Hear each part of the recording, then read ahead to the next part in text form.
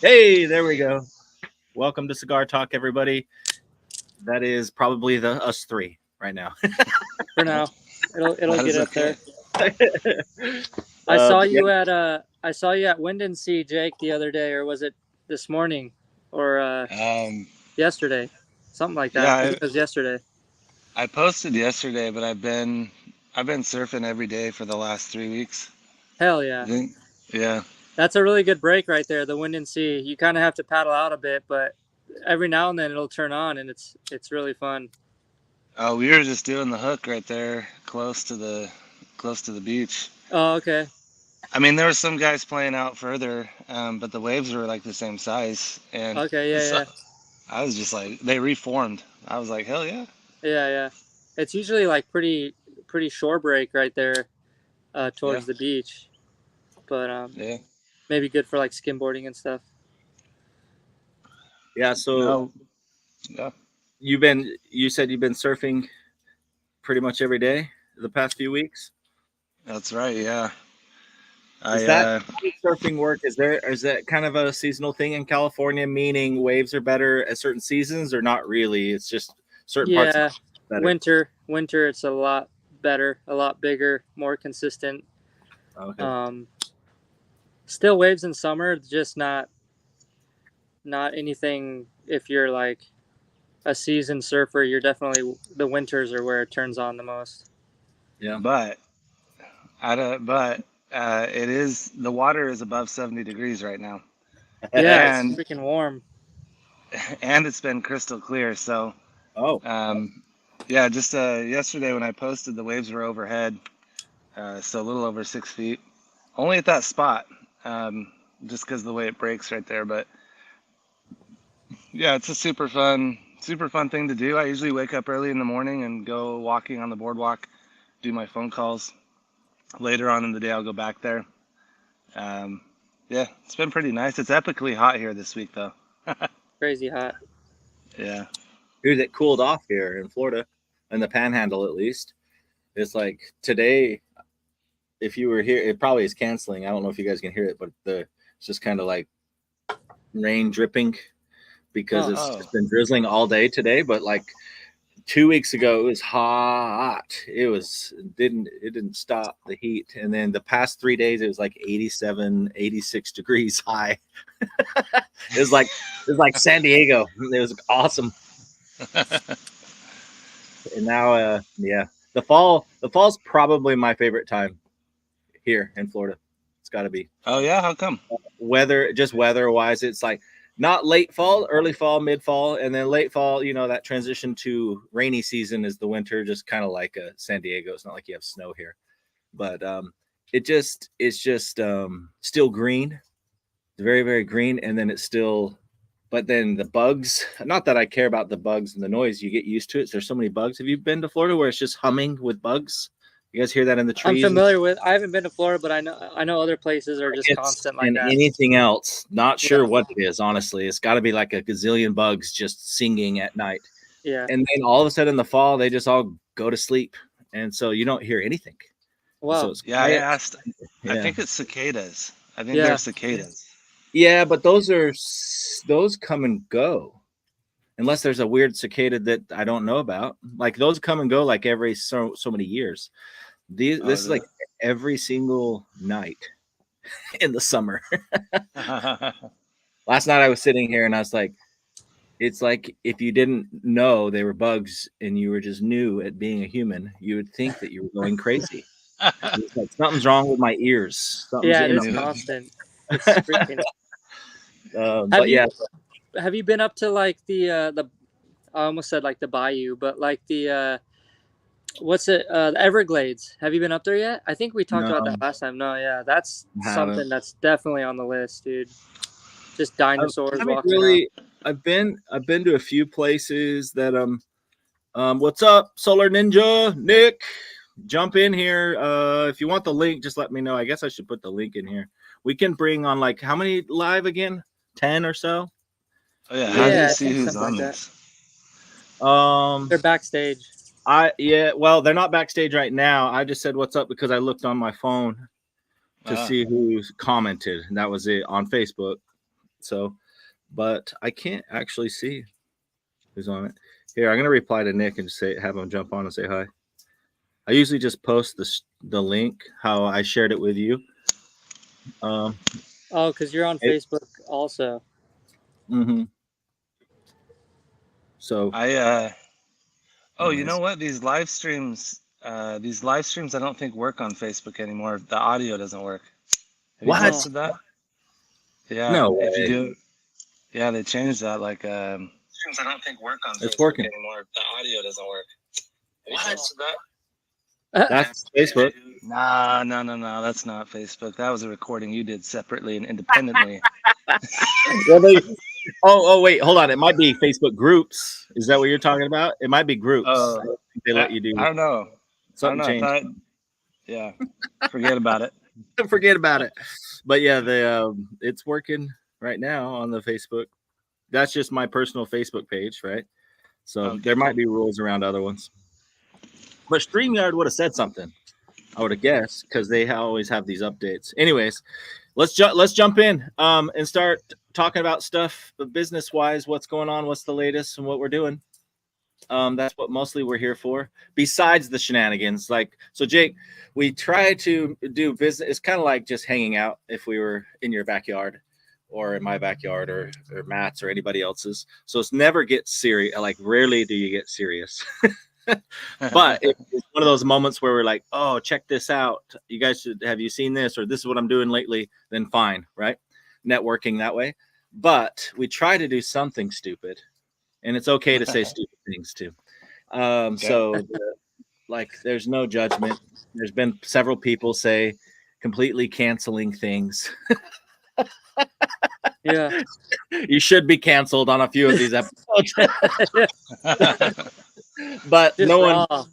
The point is no one's caring because we're not trying to. Now I'm going to discourage if somebody's just a complete idiot. See, like saying idiot and dick, things like that I don't care about. But like but yeah, if somebody's being rude to each other or then they just get kicked. That's about it. So but yeah, otherwise it's just streaming. Less diplomatic on here. Yes, please. Gotcha. Well, yes. How's the there you go. That's a good word. See, I'm not good with the words, but we'll say less diplomatic. What's up, Matt? I was gonna say, how is the I know you're dipping into the coaching space with your marketing stuff. How's that been going? That avenue. I mean, you've been doing that for before home industry stuff, but you're jumping back into it, right? But yeah, I mean, I have. It doesn't count anymore. It's like restarting. Right. The only advantage I have is I know it well enough, and that my wife is still a coach, consultant, or whatever, right? So, and I guess I'm still one in a sense too, but I don't really market it that way. Anyways, the it's good. Right now I'm in the learning stages of what I would say is I've just been testing a little bit more nuanced way of figuring out what people want, or not just people want, like what they will engage with on social media. So I've just been taking a slower approach before we run ads. So I'm posting a bunch of little square text. Like if you go back in my feed, it's just a bunch of ugly like square images, right, with words in them. Yeah. And on our regular page and then my page, and I'm just looking because you know how you have a professional profile on your personal page. If you turn it to professional on Facebook, you can see stats and stuff. And same thing, or I should say meta, but you can see your stats. So I'm able to see which ones are engaging / which ones are like, and which ones are getting more likes and or engagement. And then I'm going to just use those. My next phase is I got to do that for like another week, maybe 2. And then the next phase is actually going to say, cool, now that I know what you want, we're going to turn on some ads. So, but I'm trying to, the goal right now is just to say we're open small business owners, not even coaches, consultants. I'll target coaches and consultants, but it's like small business owners can use the software. So it's really good. It's pretty much essentially like a copy and paste, where copy and paste the systems, but create the copy that's specific to that niche or industry within the systems, right? Because it's all how CRMX functions, but the copy is going to dependent on the niche. Yeah, well, and it's more I would just say the the functionality is pre-built for the niche. So the copy, I'm trying to get away from that because I did that for solar. So most of our customers are still solar in CRMX, and but man, it is to write copy for emails and text and follow up and the timing of them and having it all done. Even with AI and stuff, to do that for each niche is just a big lift. And the more that you write it, the more people expect it's just supposed to work and you don't touch it. Right. So like, so like, I think I'm gonna steer away from that. Like I got a message from somebody the other day and they're like, "Hey, I just thought these emails were just going out and I'm not even sure if we're getting results for them." I was like, "Maybe you should log into the goddamn app." Yeah.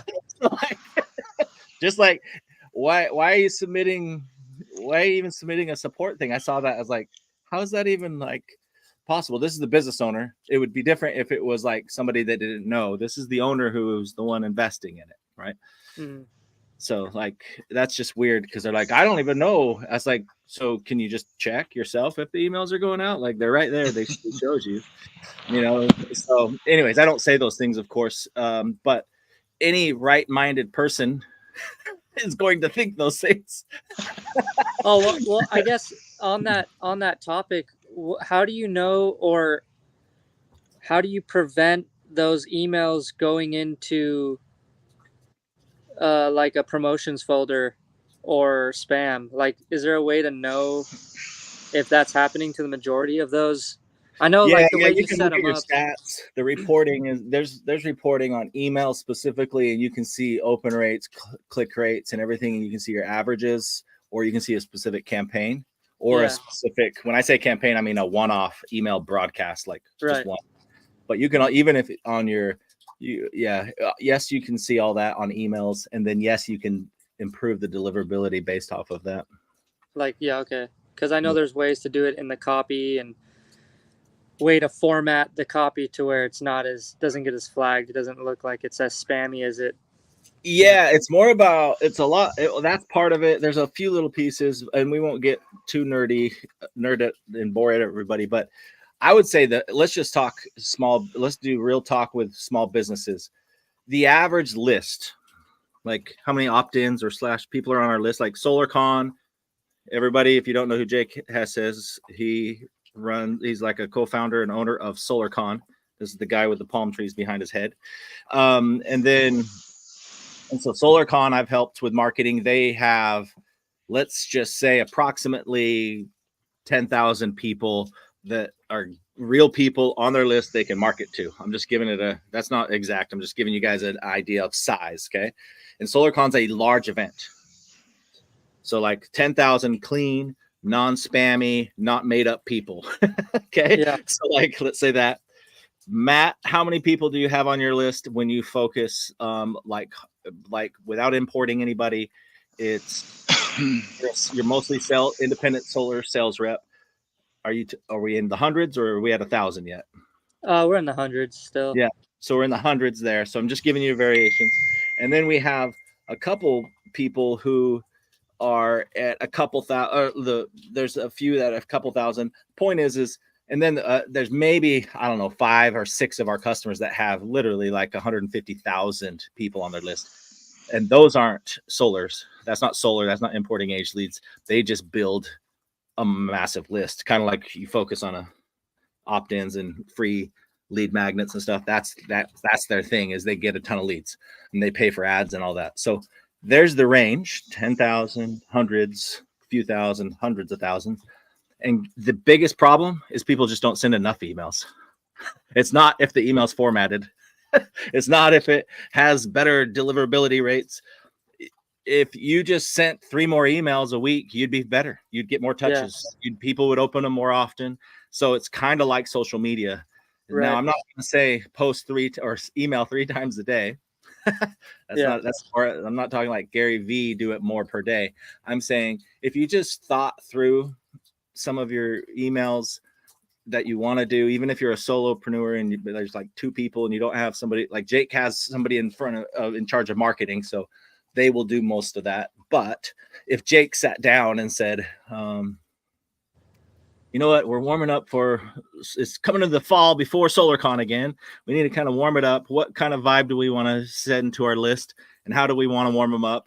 And he starts talking to ChatGPT. Hey, I'm thinking this. I want to do like an email series that does this, and and here's the tone, and have it come from me, and keep it casual and funny, or humorous, or something. You're just telling it, you're just talking like it to your assistant. And you just said, write me like a 10-part email series that I drip out 3 times a week over the next 5 weeks or 3 weeks.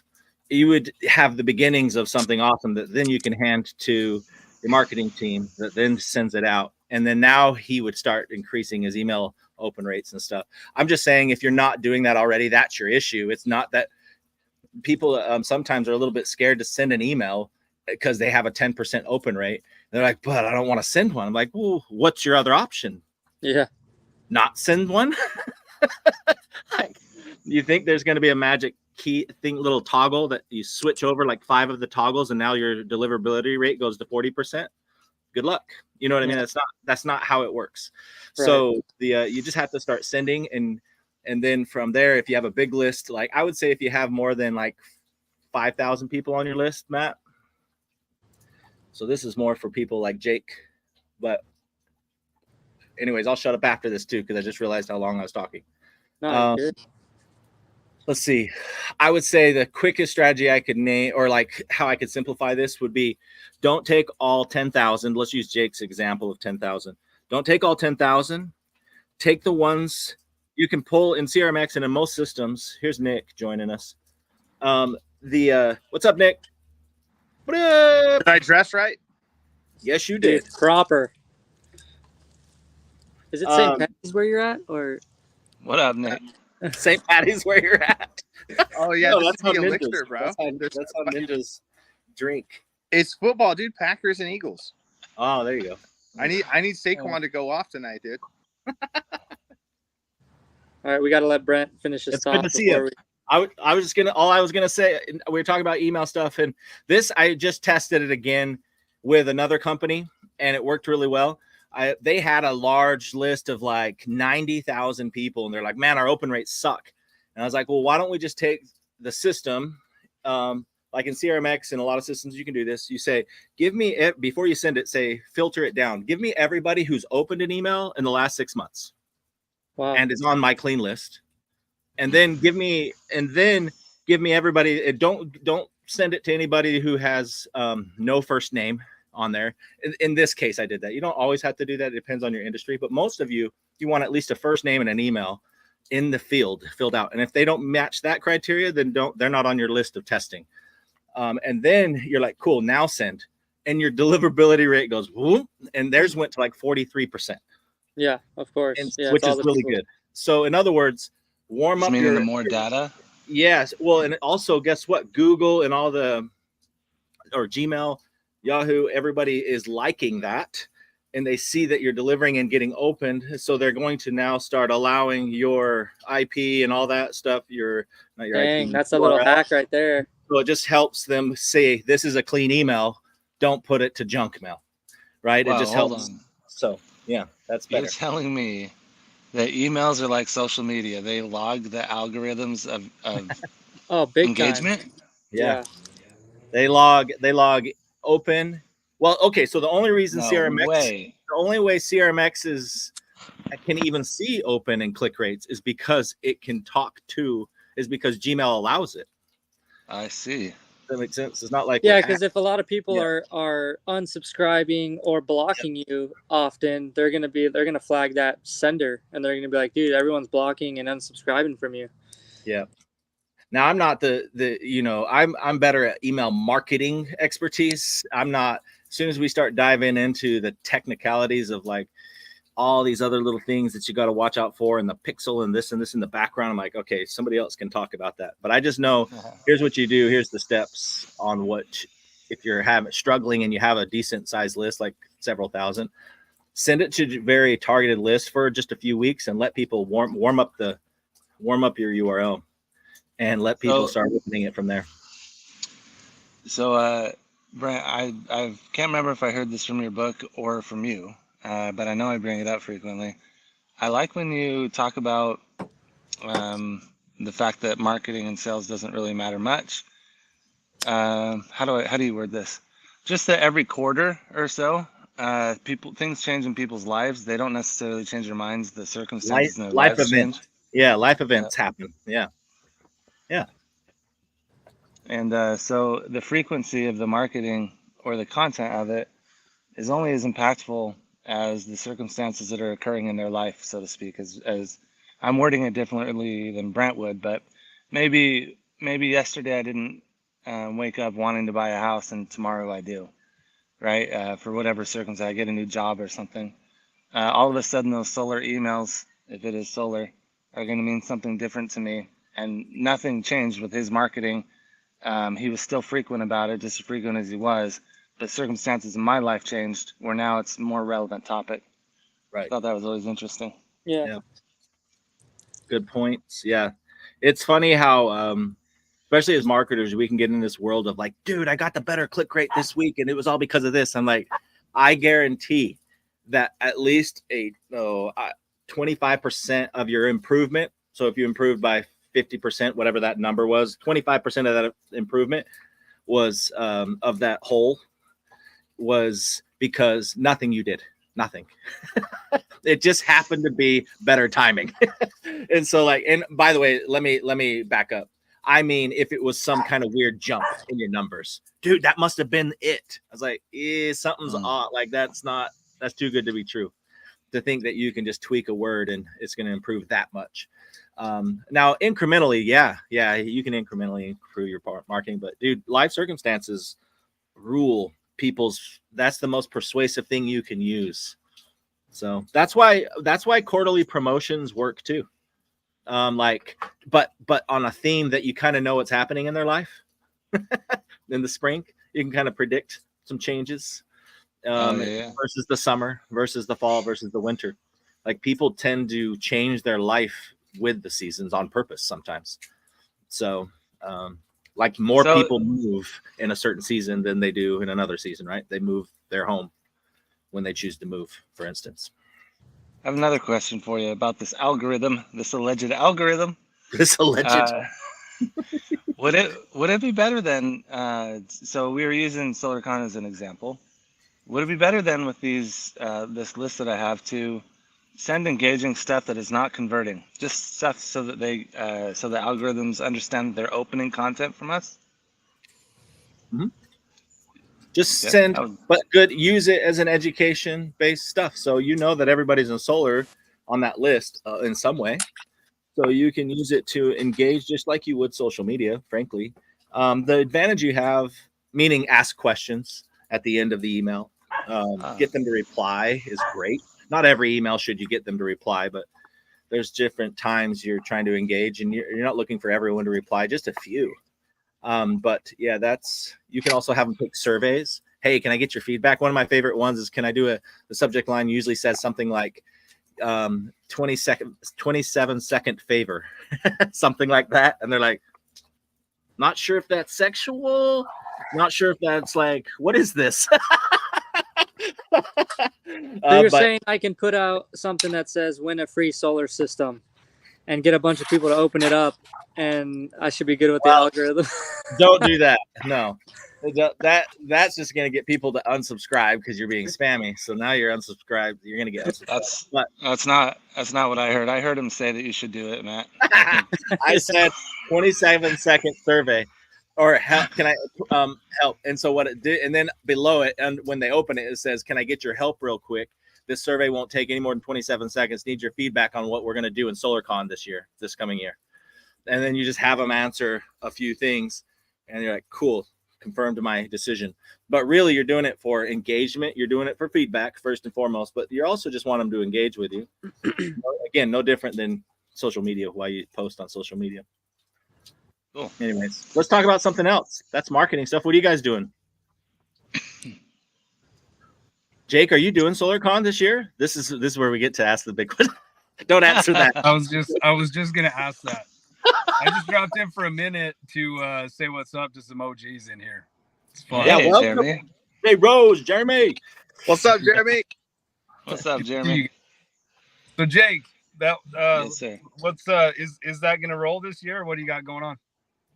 It is. It is gonna roll. I think the marketing coming out this year is going to be the best that we have done, and I think the message that we're going to deliver is going to be amazing. And I think that people are going to be a little shocked and blown away at the restructuring of the conference itself. Historically, we've had like 150, 200 speakers when we've done panels and things like that. We're reducing the stages down to 2, and we're likely just going to have about 10 speakers.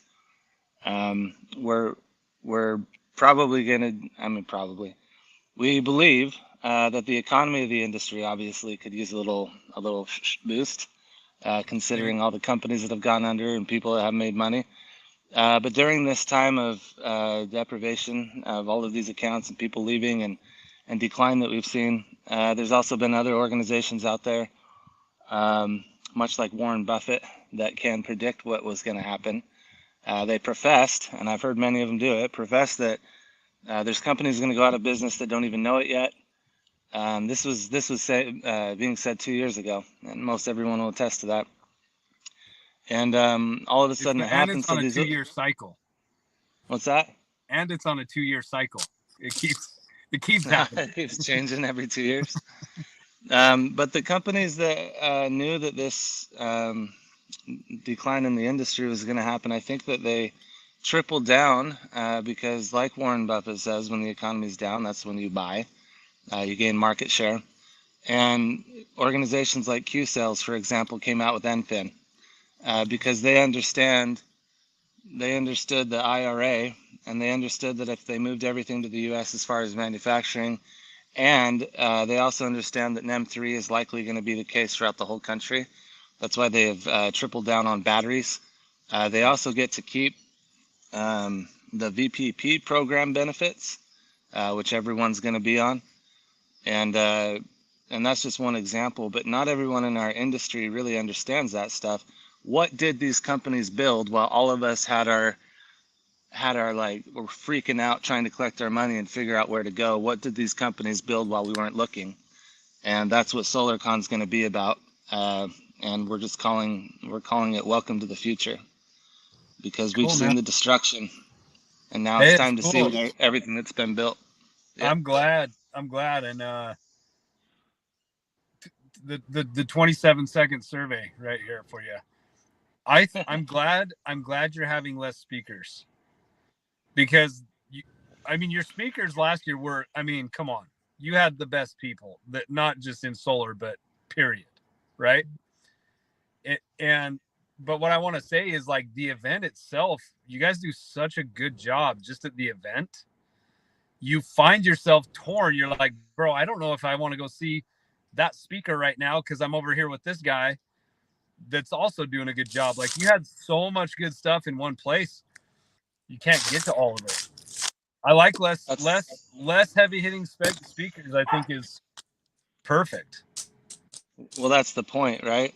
When people come, we want them to feel like they didn't get to see everything that they wanted to see. Right. Yeah, no, you've done it. Last year was like the conference year. I went to a lot of conferences, and yeah, baby, you guys did a really good job. You guys did a really good job. Oh, thank you. I think I saw what happened in there. Fuck, I need a cord. Need to change it up. My phone's about to die. Yeah, you do. It just died. Keep going. Famous last words. But hey, Jake, I heard was that the reveal? Am I supposed to repeat that? Welcome to the future, or should we put that back on the hush? No. Okay. It's not the reveal. That is what we're doing. You guys just happens to be the first ones that asked us. So there you go. Okay. Don't worry about it, man. That's the past. Back to the Future theme. Can we put a DeLorean on the stage and stuff like that? That'd be cool. No, we got it'll look like Minority Report Iron Man interface. The conference itself will be in a lot of white and grays, like a tech conference like Microsoft. It's just an elevated, more refined conference, different than the loud partying and stuff. I think that's what the industry's craving right now. From what I'm hearing through my travels, they're craving some sort of stability in the industry, making sure they're aligning with the smart people. They've realized that all the glitz, glamour, and fuss of all the social media pranks, spending your money on those things doesn't necessarily pay off, like stuff like that. And I think that I'm a little bit biased, but I do believe it's going to work Yeah, really well for everybody. that's your superpower. You tend to be able to predict what's going to work for the conference pretty dang well. So keep doing it. Thank you, sir. But I didn't come on to talk about the conference. I was happy to answer that question. Yeah, well, no, we're Yeah. that's the whole point. This is networking. We get to talk about each other's businesses too, so it's good. As long as it doesn't become like nothing. This is not. How do I not rip on BNI while also ripping on BNI? This is, if you're in BNI groups, that has its place. This is not it. We're not here to say, and this is my business and my elevator pitch. And if you have any referrals, give me some. Please don't do that if we bring you in live. Thank you. But yes, that's the, but we'll certainly bring up your business and let's talk solutions and network. We got a really ugly ass hat. Awesome hat, but it's ugly. With Herschel. I appreciate it, Herschel. You're making me look like a team, bro. I made this one for $1, so I don't know what you spent on that, but Oh man, Herschel, you're making it look better. Let's just give you some compliments with it. Wow. But yeah, man, good to have you here. Jeremy, what have you been up to, man? I know solar. Solar still. I started doing consulting. Like, if you know the company AMP, I actually spent the last 9 months with those guys on the executive team, and then that just ended literally like 2 weeks ago. Okay. So yeah. Back doing my thing again, jumped right back in, kind of went heavy on commercial. Trying to write a bunch of REAP grants right now before the deadline. Bro, commercial's crazy. Just so everyone on here knows, like, I don't know how deep you guys are into it, but I'm in Southern California. I found a REAP grant area, went down to Desert Hot Springs. Within like 2 hours, I had 7 legit applicants for the REAP grant commercial projects. It's in like 2 hours. Really? That's amazing, dude. What are those worth? They're small. It's the neglected market, right? So it's kind of smaller business, smaller commercial. They're all about 50 kilowatts range, 40 to 60. REAP grant pays 50%. The other 50%, they still get the tax credit, depreciation. Like, there's nobody hitting it. So if you guys have any of those in your area, if you look on the REAP grant USDA website, it has a map. It tells you where to go. So I jumped in on that, and as long as they qualify for financing, they're done. Are there only like certain EPCs that can do that? Are there like how do I say it, like qualifications needed for someone to be able to qualify for that? For the REAP grant? Yeah, like on the EPC side of things, or?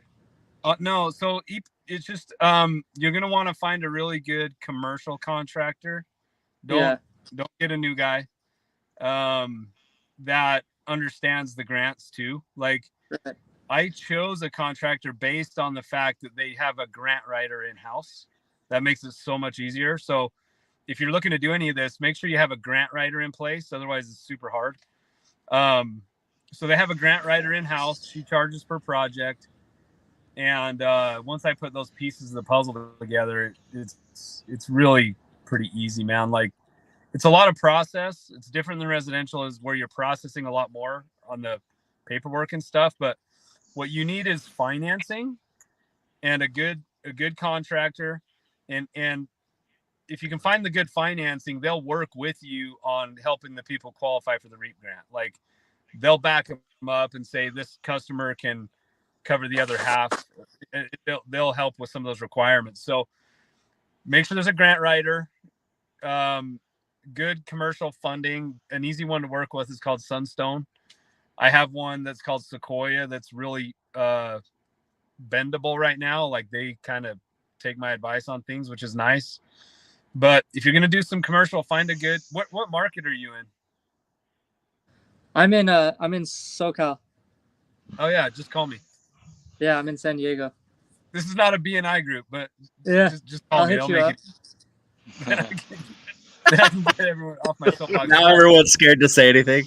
Yeah, That's we do a lot of awesome. commercial over here too. Well, that financing is the weird middle zone. So yeah, Sunstone, if you're able to get the like 50 and the in between up to a meg and the 500, if you're able to get that finance, that's kind of the key there, man. Plus, Yeah, also you guys Sunstone. are coastal states, man. Y'all are all Florida, California. I got the bad weather. Where are you at, the Is that ninja? Jamie? Jamie Yep. Green. What's Welcome, up, Jamie. I'm in Texas. Y'all are all coastal. I'm fangirling out on Florida, Jamie entering the chat.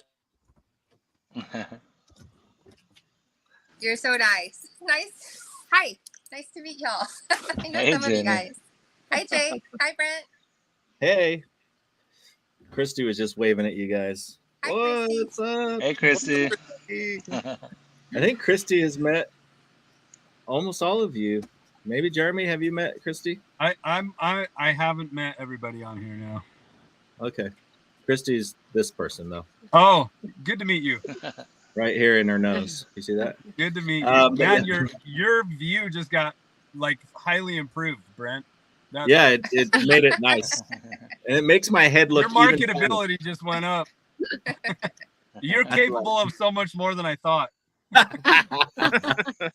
I'll take it. She'll take it for sure. That's awesome. Well, Jamie, welcome. Thanks for joining us real quick. Oh, Yeah. hey, let's do a little intermission of rules and / updates. So anybody jumping on here? This is Cigar Talk. It's like super casual networking. And I liked that ChatGPT gave me the suggestion of saying Cigar Talk Unfiltered Networking. I thought that was cool because cigars are unfiltered. That's so good. So like just unfiltered. There's not really, you don't have to have much of a filter at all. We're just talking very casual. So anyone listening, that's why you hear us talking casual. There's also anyone who's like a personality, and you're looking for any kind of A, B, C, D, E order in this talking, you're going to be driven crazy because there is no order to our conversations. We're just talking about anything. So either get that through your head or leave. I'm just playing. Don't leave. Stick with us. And then, but yeah, I'm by the way, I'm kind of like that. Sometimes I'm like, wait, what is this? Is there supposed to, where is it headed? And sometimes it's headed nowhere.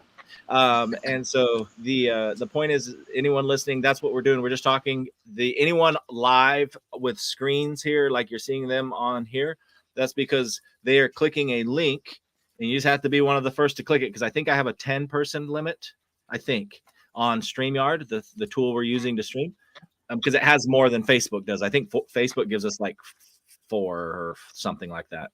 And so anyways, the point is, that's why we use StreamYard, so we can stream more and network, and it feels a little more real, right? And then everyone else, if you're watching, just comment, and we will see that you're commenting, and we'll say hi and ask questions to anybody. Like Jeremy was just asking, we just got the first scoop on SolarCon. So Yeah. aha, it happened here in Cigar Talk. But that's the point is you can ask anything. It doesn't have to be, you don't have to be live either. And you definitely don't have to smoke anything. It's just called Cigar Talk because I wanted it to be different. That is all. Okay. So You just inspired me to create a group called Waiting in the Car Till Your Family Comes Home Talk. They have that. It's kind of like that Target thing that you see, the Target husbands. in the Parking lot talk. Yeah. Where they wait. But yes, anyways, Jamie, what's going on in your world? Do you want to? Oh, go ahead, Jake. No, I was just gonna say one last piece I left out. We're gonna have it in Las Vegas this year. Ooh, Finally. Really? come on. Yeah. Nice. Do you guys ever struggle? And I know Jake pretty well. Do you ever struggle if he's being sarcastic or not with his tone? Do you guys ever struggle with that? No. No, He rarely that is. 100%. He rarely is Brett's sarcastic. right. But it's hard. It's not. I was like, I'm waiting. I think you should have it in Hawaii one year. Seriously, that would be amazing. Hardly anyone would go. Yeah, that would be But tough. it would be You were big. See, I'm still confused. So it's not happening in Las Vegas. No, it's happening in Vegas. It is happening in Vegas. That Okay, was the second place vote. That was dead serious. Okay. You, All right. you Yeah, had you it, were going to and a lot of us Hawaii when you Vegas, said but This will be nobody my would first go. reason ever to go to Vegas. Super happy. Oh, well, there we Brett. go. Yeah. Brett knows that I positioned strongly against Las Vegas previously, so that's why he's a little bit shocked. Well, rightfully so. Vegas can be a controversial place to hold it, but right now, Vegas is a really good hotspot, I think. Frank, I it's think so, become and a little more business we, hotspot lately. a lot of the feedback we got was the sponsors did not like the hours, starting at 9 every day and ending at 7. And so we're gonna leave the mornings open. We're just gonna start. We're just gonna start probably around like noon each day, and then on the third day we'll start noon the first 2 days, and the third day I think 9 a.m. to noon or something.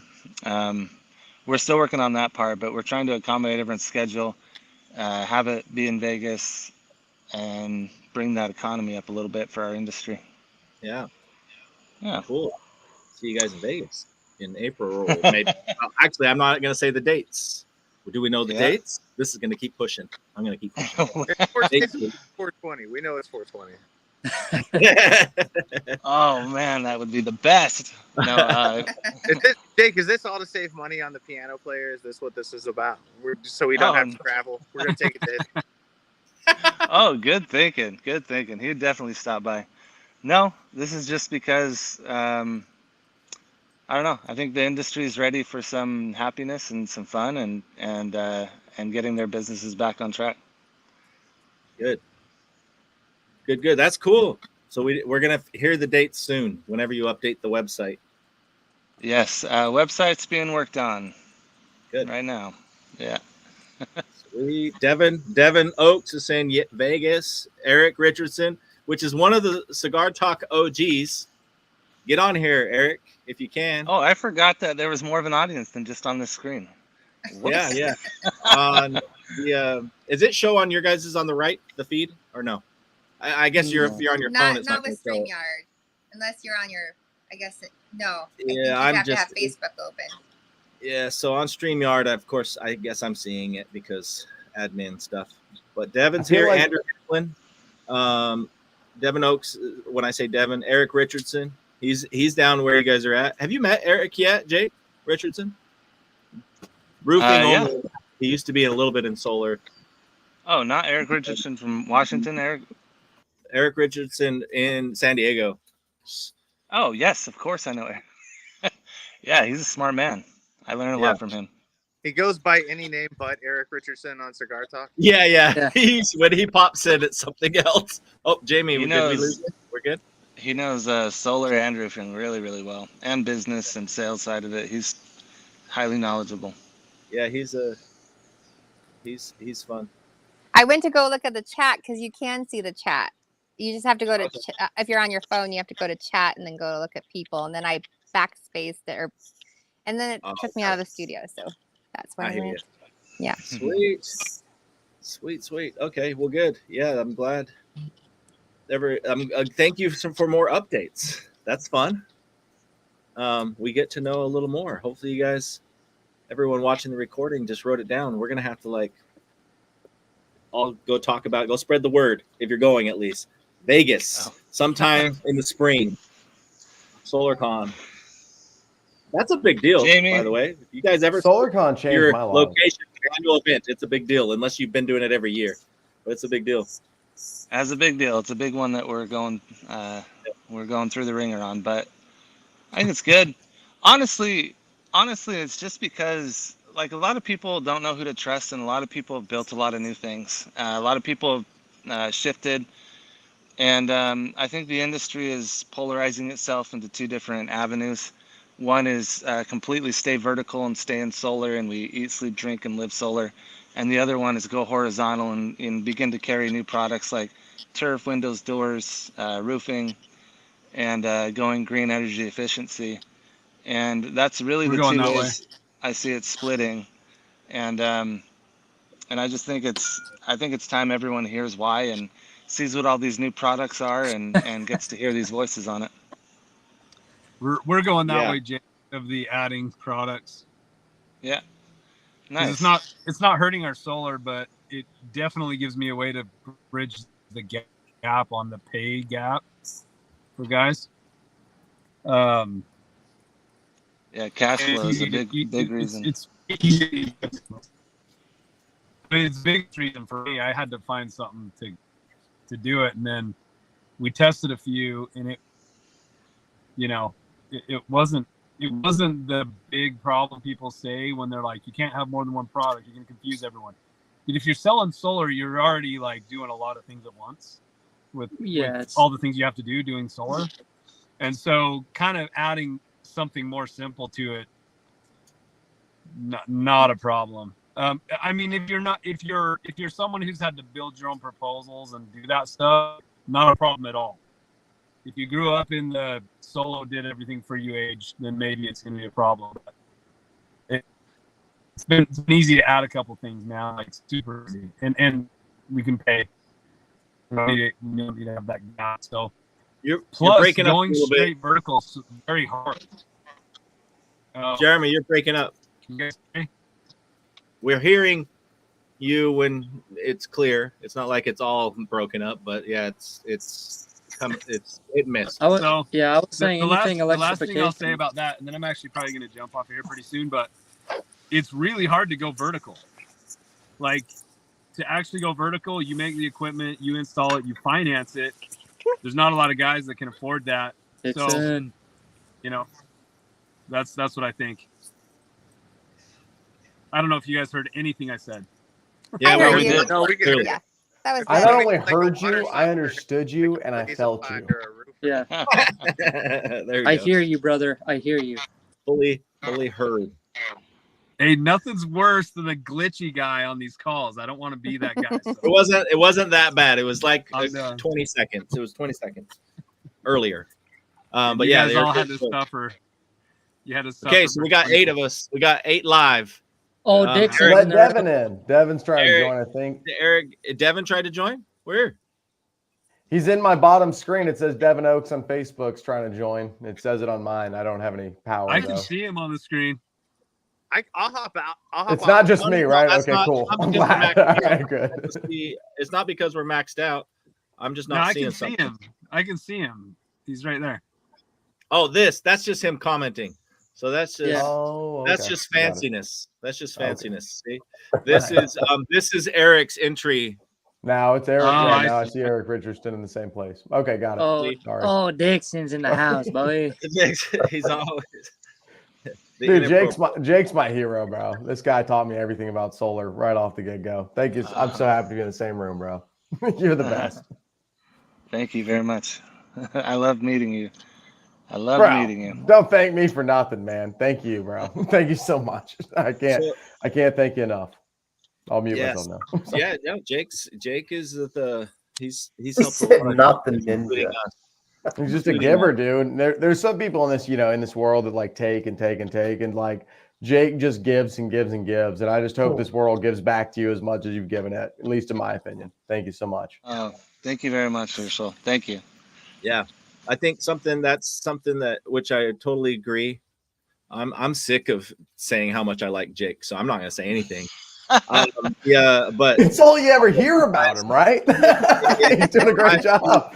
I heard like I was at consider Jake a SolarCon. That was friend. every speech. Was I about consider Jake a every friend, and one. we've been in several arguments, not long ones, but we've been in several things where I'm just like, stop it. He's like, what did I do? Or you stop it. Or that's the short of it. There's more to it, but we have been able to still stay friends, work together, and it's because he's a good dude. And he's willing to adjust with like all of us have to. We're like, okay, you know what I mean? So you can always get along with somebody who's willing to adjust, I think. Now, am I willing to adjust? Not as much. But yeah, Eric's the same way. So let's transition to this. Jamie, I've met you at the first SolarCon. So hey, look at this. Let's tie it all together. Nick, I met you at SolarCon. Actually, Nick, the first time, we met at dinner. Probably one of them, or Solar Academy. something. No, you know what? It was a different event that we first met, but SolarCon is where we first hung out. Matt, which event did we meet at? That was a different one. Solar Academy. Yep, Solar Academy. Yeah, like the Jakey's the beginning of founder of.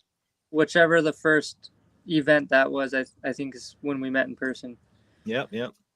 So let's just all give Jake praises, and eventually we're gonna have to stop blowing the smoke towards his ass. But like, but yeah, I would just like Eric to know that, I told everyone that I taught him everything that he knows. And so he should be one of the ones that appreciates me. And I will now take the time to let him say Jake, that's when Eric was learning from Jake when Jake was born. And Jake crawled up on the roof, and Eric was there installing that damn roof, and he said, "You can't be here, son." And so then after, that's when Eric learned everything. What was the recipe for that humble pie you guys cooked together? What was it like? Eric's not that old, but I'm just saying Eric's been doing this a long freaking time. Just turned 50 last week. Yeah, no, you're not. Happy birthday! Hey, happy birthday. Yeah. Congrats. No, Better see you in a Ferrari rolling up to estimates now. Come on. Yeah. Been working hard, dude. You're in a heat wave in San Diego. Been selling solar like crazy this week. 1, 2, 3, 4, 5 people in. Here's Gary.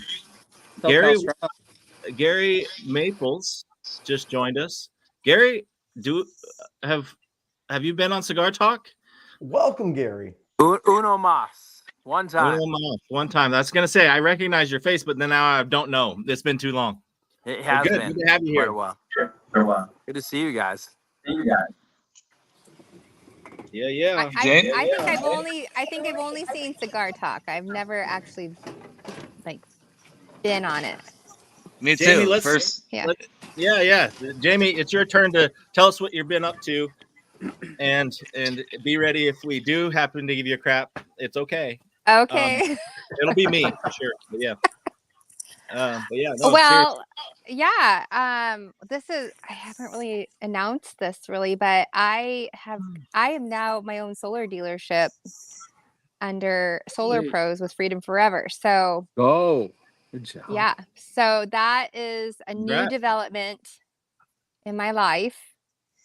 And so I've been buying up some domains to start going out into other markets to do some organic lead generation, maybe some paid stuff with Facebook ads. We'll see. If you're going organic, don't forget to buy www.solarinstaller.near-me. No, I've bought some really good. I feel like they're pretty strong domains. So now it's just building those out and getting them out there, and then kind of going. I've been watching a lot of the chatter and a lot of the posts in some of the Facebook groups, and it's really disheartening to see all the things happening to our industry. But I have hope. I wouldn't have made this decision if I wasn't going all in on solar. And Brent, you and I don't remember when we last met up or saw each other, but it was a few months back. Sasspreneur. Was that where it was at? Yeah. We didn't see each other after that, I don't think. No, Sasspreneur. Yeah, it was at Sasspreneur, and you and I had a little conversation. I was like, I've taken a bit of a sabbatical with solar for a while and kind of focusing on software. Mm-hmm. But I kind of have this newfound fire inside of me to keep going because there's still a lot of people to help in this industry. There's still a lot of homeowners, a lot of businesses. I heard someone talking about the REAP grants with commercial side, and there's a ton more that we can do for people and for businesses, and also trying to provide a place for people to come that need a place to hang their hat and sell some solar and do it with integrity. So I think some of you guys know me enough to know that that's kind of just been my thing. I've kind of, I don't want to say done it on my own, but I am saying I am ready to start branching out and going that route. And I know Jake and we've hopped on calls. I've asked him, what's your opinion about this? I've had a small startup EPC, and he's like, what's the exit plan? I'm like, thank you for asking that question, because there is no exit plan with those guys. It was just, they wanted me to help them grow and scale their business. So, yeah, I still see a huge, solutions to offer to people's problems, and I want to be a part of that still. So, yeah, yeah. I'd argue. Well, this came up kind of with the industry being down, and that's when you invest. I'd argue this is maybe one of the best times to get into solar and to do it with sustainability. Yes. The right way. So because it's going to be, one, it's a little more forced. Two, you're not getting in the hypey stuff, and you're gonna partner with people who are trying to do the same thing. So you're gonna get caught in less traps. You're still gonna hit traps, but you're gonna get caught in less traps, I would say. That's awesome. So it's just for me right now, it's just about cracking the code for, I observe a lot in these Facebook groups and I appreciate them. But I don't want to say I try to be a contrarian, but I feel like I'm always a contrarian when it comes to how this industry has been done. But I want to start growing and sharing, not the secrets, obviously, but share best practices that I've experienced and help others have a sustainable career in solar. Say secrets. You can't help it as a marketer. You got to say secrets. I know, right? Some secrets. Yeah. And it's not for everybody. It won't be for everybody, and that's perfectly okay. But, having good systems, like, Brent, having good systems in place, a good follow-up is where the money's at, right? Yeah, baby. Yeah. So that's what's been going on in my world, and I'm homeschooling my 3 kids, so that's wild. So yeah, it's a lot of big changes happening in but this will lend me the flexibility and ability to, I feel like, dedicate the time and do it and still stay invested with my my family and everything. So yeah. Well, good. Congrats. I think that's funny. Thank you. I think it's funny you just said that's awesome. At the very end, after all of that, you were like, "Oh, and I'm doing it with my 3 kids." I love it. Yeah. Okay. They're they could be a part of my marketing. I just worry about them being on. I kind of a little protective. What I mean is that you can accomplish all of that and be so focused while having 3 kids. Oh, that's been the story. But that's been the story of my career. Like, it's always been that way. Your kids didn't just show up like a couple days ago? What? No. My oldest is turning 12 on next Tuesday, and that's wild to me to think that, and my daughter, she's 7.5, and she was a year old when I got into solar. So, I'm not a OG by any means, but I'm not new to the industry either. But they've been a large reason, for my why, and they can explain solar very well to people. Right. I just think it's amazing that you can do all of that and have 3 kids. And have a lot of my people. dog. Yeah, and a dog. How many? Okay, so who does not have kids? Because I know a few, some of you. Eric, Jamie, Right. Nick doesn't have any kids. Jeremy, Jay, you have some kids, don't you? This is a hurtful question, man. Yeah, I got 3. What's that? Why is that a horrible question? I've been trying for 4 years. The way I framed it there. Jeremy Rose, I can see you having some kids, man. What do you? That is an innocent question. That is like a very. Do you have kids? And you're like, oh, my man, that hurt. No, I'm just joking. We've been trying for a long time. Give me crap. Oh, have you? Oh. Come on, it's okay. It's okay. You can be like us one day. I want to point out Josh King also over there trying to say he taught Jake us how to play poker. First of all, we know I'm the king. See this comment right here, Jake? I taught Jake everything he knows about poker. That's a good one. Is there going to be, I remember a couple years ago, there was, Joe had a poker tournament. That's how I was kind of introduced to a few people. And that was dope. It seemed to happen relatively consistent. And then it happened last year. You mean that? I think Joe went to it, but I think someone else hosted it. No, this was like a Poker Stars, send me an invite code kind of thing. Oh, yeah, Joe did that. Yeah, it was pretty neat. I just do it as a fun side gig. It's a secret ninja poker tournament. It's just fun. Like, it's not for a lot of money. I can't compete with O'Donnell. Who won? Who Ninja's won the best. this at SolarCon after? So it's SolarCon this year. We did cash instead of tournament. So I think the people that were up money, I think Jake was up money. O'Donnell was up a little bit. Word on the street, Jake won on this call. Jake raised his hand. He's all me. I think me, Jake, and O'Donnell, and maybe one more person were up money, and I think most other people were not. But I will shout out Dave Kershaw. Dave Kershaw the year before didn't even know how to play Hold'em at the time. Ended up taking down like second, third. Wow. I love poker, and I love blackjack too. Those are fun games. So I want to let you guys know about 10, 12 years ago, I was super into poker. Josh. And I found that the best salesmen are really good poker players.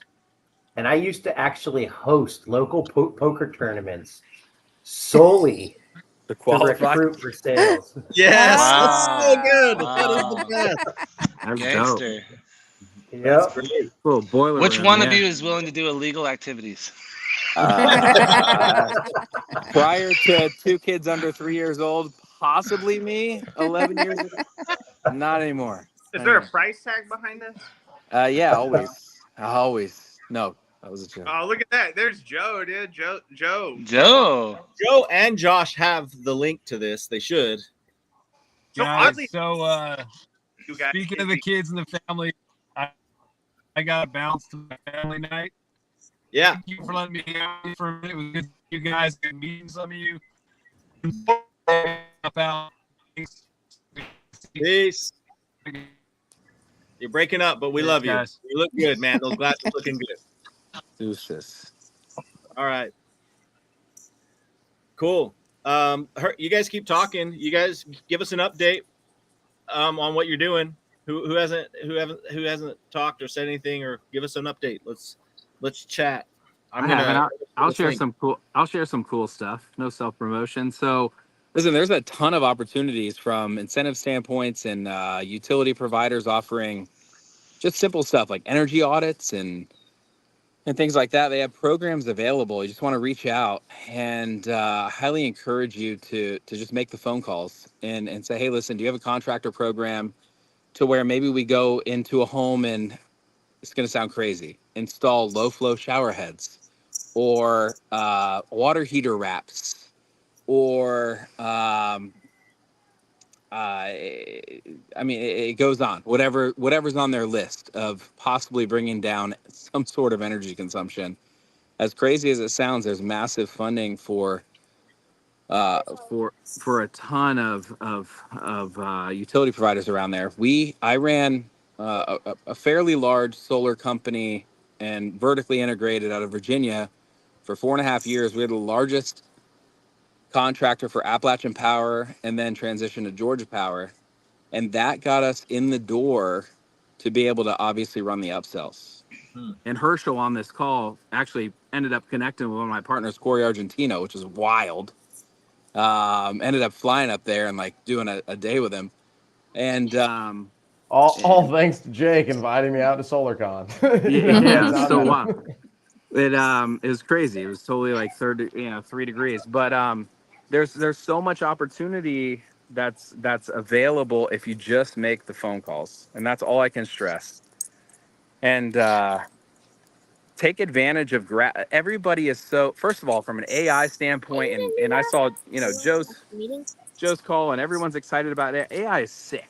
Like, it's insane. I'm working on a project to run, like apparel QR codes that redirect to do instant solar savings reports that back to a CRM, and then there's a lot of really exciting stuff you can do with AI. But at the end of the day, grassroots, when you can tap into existing market share and be able to capitalize on an opportunity that's basically given to you and paid to you. We were popping $60-$80 a rip on just spending 20 minutes in a home, and our margin was like 70% because we'd have to buy low flow shower heads and water heater wraps, which is just it's a reflective barrier material that leads given to you, right? So I just make the phone calls.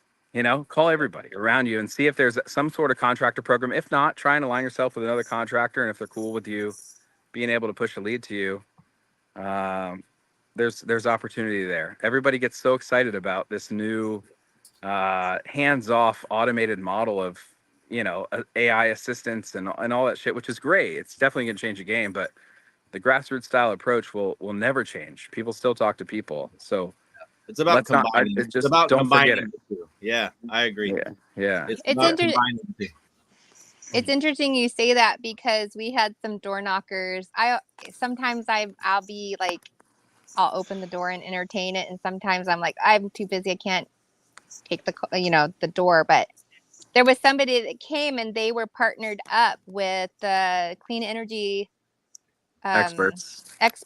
Well, it was a contractor, and they were coming around. They wanted to do home and like energy efficiency audits through Marin Clean Sure. Energy. So I think that, I looked it up. It was legit. They were like, no, I'm not trying to sell you anything. It's a grant program. And they had only so much money. And so I went on to the Marin Clean Energy, which is like, up and down California, they have clean energy agencies that are providing renewable energy as a third party.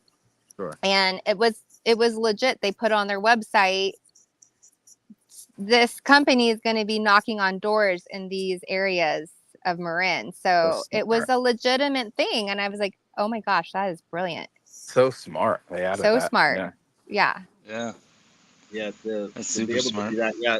By the way, Gary, on the AI note, like, I'm always trying to get on the front of technology, and I love fiddling around with it. And the more I get into it, the less people are prepared to use it on the SaaS. I think I'm just like, they're like, I want to use the AI. I'm like, I promise you do, but you are not ready. Not because they can't handle AI. I mean, they're like, it's work.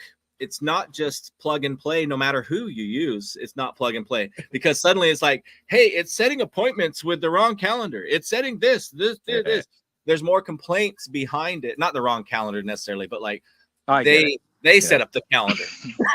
Sure. It's so like, they're just like, I thought it was just going to read everything and magically do what I want it to do out of my ass. Like, just like pull it out, and it doesn't. And so like, it's not that way. And so people, when I say they're not ready for it, they really want it to be like, I don't want to think. It's like 100%. Yeah. And they want to pay $97 a month for it. Yeah. Oh yeah. And then they're like complaining if they pay anything for it. I think we're at a time now. Now, don't get me wrong. I think 3-4 years from now, this may be, and I don't know how people are going to react to this on this, but I think there may be like kind of a quasi Carvana play, where solar is almost Tesla play, like right where it's introduced. Market has come around to where it's they feel somewhat okay, and there's a viable opportunity to be able to purchase an investment online completely. Yep. I don't think we're there yet. And the same thing on the AI side. It's almost like a consultant gig, right? Like, hey, you go in with somebody at deep pockets, you got to qualify on basically the qualification in solar is, are you vertically integrated now, right? Like, have you been in business for more than a year? Are you pushing more than 50 deals a month? Are you vertically integrated?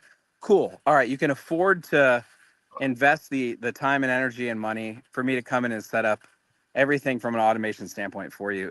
I don't know if there's a SaaS play yet. I'm trying. Yeah. I just don't know. But I totally agree with you, bro. It's gonna be, and you have to keep trying no matter what. I'm not even saying people shouldn't do it. I'm just trying to say, I wish people understood that it's not a no work concept. It's you're now working the AI. Yeah, exactly. You just So like, you're the mind map behind yeah, the you AI. gained it. You leveled up to a management position to authorize and hone it. So it's cool, and I think people should use it. And I know people are really crushing it in a lot better way for their business using it.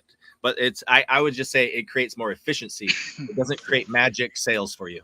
It just creates more efficiency at what you were already doing. Sure. So and I think it'll always be that way. I don't care if a robot's knocking the door. You're going to have to tell the robot to stop saying it that way. You know what I mean? Like, hey, this is not the way we do it. And suddenly you're going to feel like you're teaching humans again. But yeah, it's not going to change too much that way when it comes to sales. Yeah. But that's a cool concept. If you look at any market, that Amazon is probably the best example. Or no, let's go back to pre-Amazon. Amazon existed, but you guys remember the day when you didn't dare to put your credit card in the form online? You remember, you're like, something's gonna get stolen here. Remember that? Yeah. It was just, that was the industry of online shopping. You're just like, people can take advantage. And so, in other words, the trust factor, as soon as the speed of trust, that's a good book, by the way.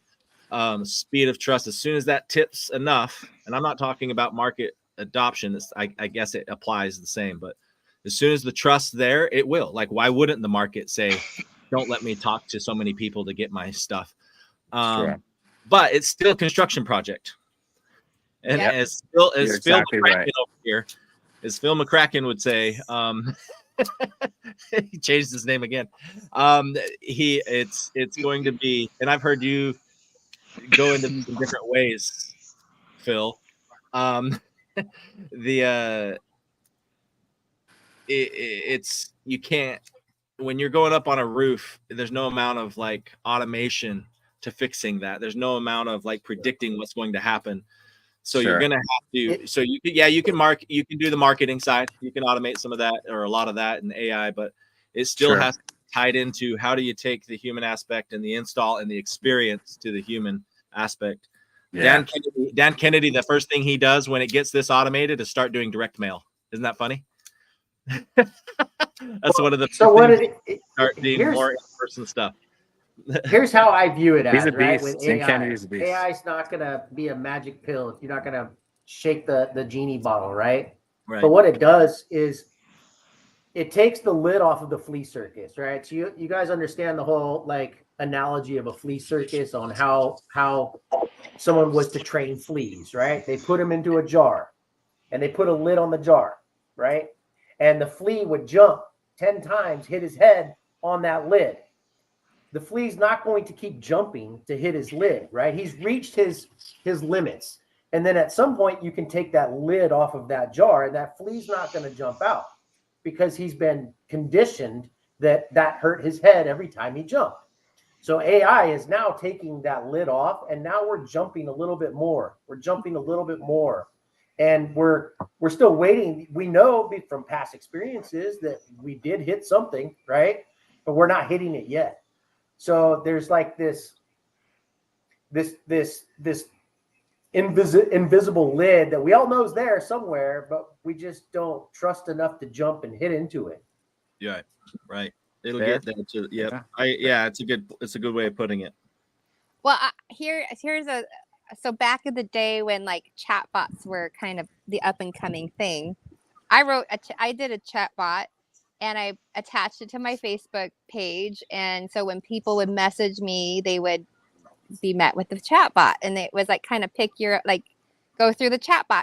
And I would say 8 out of 10 times people would like just want to talk, just want to chat, like just want to talk with a real human being. And I think that as AI is up and coming and we're exploring and playing around with it, you know, I think there's got to be some human intervention at some point in time where if someone's like, you don't want to lose that lead or that potential client just because of AI. So, you know, having an override or a jump into the conversation, which I know you can do. But yeah, I see a lot of people talking about AI booking all these appointments for them. But I think for the average, I don't want to say average person, that's not fair, but most people, like you're saying, they're not going to be the engineer behind it all to really, like, it maybe use AI to a point and then the human takes over. Yeah. You know, I like in the setting world or marketing and lead comes in, contact them. I like looking at AI like your previous SDR, your sales development rep online. Like 100%. That's what they do. They kind of contact, have a little conversation, and somebody needs to take it over. And so you have to have somebody watching if you want better conversions than you were getting before with AI, is what I'm pointing at here. Yeah. If you just want to like fire your whole team and then just get a few conversions from AI, fine, but you're not going to improve. You know what I mean? If you have a good volume, you're not going to improve. Pay attention to the way that you buy things. Pay attention to how you buy things, how you interact with things, right? And so I would go for the entertainment factor. I wouldn't try to make my AI look so real that it's going to take over someone's job. I would actually make it look so cheesy, 1980s graphics, max headroom. You are talking to a robot, right? But with the Drew Hardy Boy book, right? You want to choose your own adventure. All right, you want to talk to a real person? Click here, right? So I would really dumb it down personally on my end if I was going to go all into it and have it like 80s robot style, and then choose your own adventure. Here comes the real person, you know? Yeah. Get them engaged into it. Let them make the decisions. Empower them. Yeah.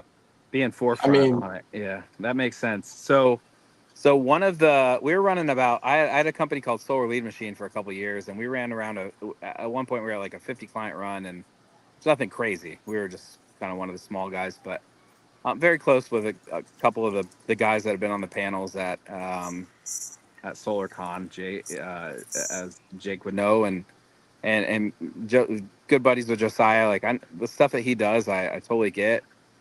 Ran a different little different model, but the key is I last January, so God, yeah, I mean, as soon as it was starting to be introduced, I made the jump and I said, all right, guys, we're killing the appointment model. We had a set model, or we had team setting and call center, all that stuff. And I just made the executive decision I definitely, I don't want to say regret, but you learn a lot. I jumped too soon into transitioning everything into an SMS-based AI appointment setter. So my thought was, from a digital marketer and being like, Brent, you mentioned Dan Kennedy. I spent 5 years with this guy, Ted Thomas, who interviewed Dan Kennedy. He's like a master marketer. He taught Russell Brunson how to draw close from stage. Ted's just an incredible human. And he used to travel with Robert Kiyosaki and those guys. So I fell back to everything I learned from him, and less is more on the front end, right? So just focus on the capture. So instead of running people from, we're talking about right now, let's say Facebook ads like just something generic. When somebody clicks on an ad, they're going to a survey that asks for your name, email, phone number, physical address, if you're a homeowner, average utility bill, what do you believe your credit score is, all that stuff, to qualify them and then pass that to CRM or sales rep, whatever. And so less is more was the thought. Hey, we have AI now. Let's just ask for their name and phone number, right? So now we're getting a higher conversion through the front saying, hey, we can provide you an estimated solar savings, or with incentives available in your market. Just fill out your name and phone number and we'll send you a text. And as soon as they'd fill that out, they'd go to, instead of a page that said thanks for your info, like I mentioned prior when they filled all the info, it would go to a page that said, please check we sent you a text message, please check your phone. And they would open it, and we only captured 2 pieces of info, which means, of course, we can drip to them later and all that cool stuff.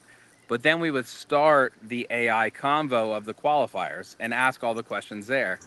And what I discovered was the drop-off was insane. So even though we're maximizing the front end of getting more conversions, the fall-off rate was substantial. So it's very difficult to get people through the entire conversation. And there were plays that we did. We weren't directly asking, we want to qualify them. We weren't directly asking what's your credit score. We would say, out of hundreds of homeowners in your area, we have discovered that those with a 650 or higher credit score tend to qualify for additional incentives. Do you believe your credit score is 650 or higher, right? Like, we'd kind of segue into it in a very low tone, but you'd still get a tremendous fall off. Yeah. So that's where I kind of revert back to what Brent was saying, is from a market demand standpoint, it's people get excited about that because the conversational aspect is amazing. if you can build a knowledge base and back it up and people can have full conversations, you're going to sell the engineer type. I call them type 4s all fucking day long. Excuse my French, all day long. Yeah. But you're going to lose a tremendous amount of opportunity of those who may have otherwise went forward, but they just got buried or distracted during that kind of trial. The funny part is during the conversation opt-in, the engineer type is you're probably one of your lowest people that will ever opt in because they are that mindset. Yeah. It's like, I don't want to skip all that. Just like So give me the 80% of them, but you're only getting 2. Yeah. Right. That's the funny. Well, I'm just saying, I know you're seeing that. Like it's just 100%. Yeah. The people who you get opt-ins from, and this another way you guys can look at this. I was just talking to somebody about they're running their ads, and hey, we need to improve our conversion rate from lead to just conversation, not even appointment.